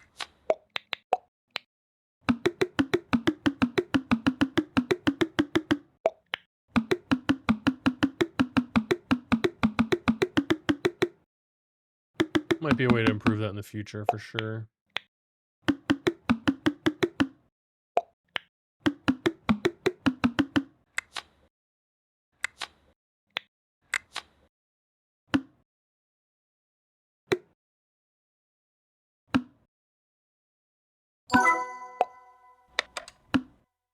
There we go. What's the game? Vibe clicker has me concerned yet intrigued. Good, that's good. That's exactly what I'm going for. So this is an idle clicker game that I'm making. Uh, truly, like the games that I make. So it is making fun of vibe coding, and the games that I make are a lot of the time satire or based in and rooted in like current happenings, but just me poking fun. So like Quiet Quitter. This was based around the theme of quiet quitting, trying to leave the office early. Key the Board Warrior is about key, like keyboard warrior, like somebody, you know what I'm saying, right? Like a keyboard warrior uses his keyboard to fight. It's just silly things like that. And so Vibe Clicker is based on vibe coding. It's about a college graduate who is trying to get a job after college. And so you start off drinking coffee and submitting resumes, and then you progress into you're not getting a job, so you start making your own company, and then you discover AI, and AI helps you, you know, send resumes initially, but then AI starts doing things for you and it starts automating things. And then basically you get into like the process where you have vibe points, and that's what this little resource is vibe points and processing power. The more processing power you have, the more vibe points you get. The more vibe points you get based on like how much you're automating stuff and like trusting AI to do it, the lower your reputation gets. And so the lower your reputation, the less upgrades you'll be able to unlock and stuff. So it's about balancing your resources, and the more manual work that you put in, for instance, clicking, the manual labor, the more your rep will go up and the more opportunities you have and stuff. But with AI, you can make a bunch of money kind of a deal. So it's just a little bit of satire, a little bit of, life happening. But just through an auto clicker idle game. It's goofy, but I needed to get back into making a project. My last game, Rise of the Intern, was a survivors like game that I was working on, a survivors like RPG, where you climb the ladder and try to take out the company from the inside, but it was too ambitious for me for my second Godot project, and I needed to scale back, so I'm doing something else. But yeah, I'll be, doing all my own art and stuff. Like I drew this yesterday, and I just started learning how to do game art last year, so I wanted to start doing a little bit more, and that means making smaller games that I can actually draw for. So I'll be making all the icons, all the upgrade icons. I'll make icons for this. Right now I'm just using placeholders. I use Figma to design things out, and I used Photoshop for did I use Photoshop? I think I used Illustrator for the logo, maybe Photoshop, just something simple. And then I use it to mock up my UIs and stuff, and then yeah. So am I vibe coding? That's probably the question. Am I vibe coding it? No. Nope. I feel like AI overcomplicates it, and I want to learn how to write in GD script. So that's actually the past like 8 9 months or whatever. I've really been honing and learning GD script through courses and practical application. So it's a lot of fun. I'm having fun. But with that, I think I'm gonna head out. Um, so want to thank everybody for hanging out with me and being part of the journey here. I will be streaming again, probably next Sunday. Like I said, I want to try to balance a little bit more and not stream as much as I was, but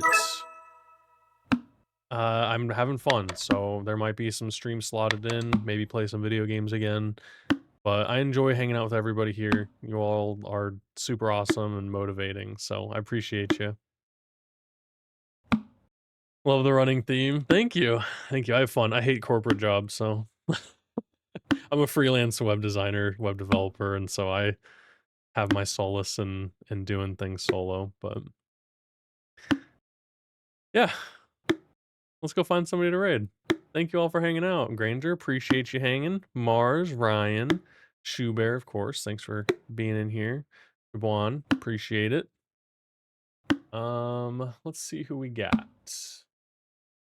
Probably do another Godot dev.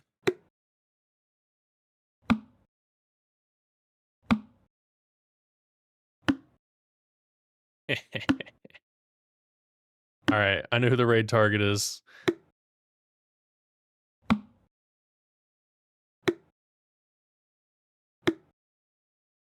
All right, we're gonna go raid Big Boy Games Official. They are also doing Godot dev, and they're making a really cool game. They're doing bug fixes and patching and doing puzzles and stuff for their game. So make sure you ask him what he's up to. I'm sure he'd love a little distraction. But yeah, thank you everyone for hanging out tonight. This is a pretty long stream, and I look forward to sharing progress. Make sure you follow me on Blue Sky and other socials. It's the.averagegoob.com. Very easy to get me on Blue Sky. You can see updates there, and I will announce the next stream. But until then, I will see you. Have a great rest of your weekend. Bye.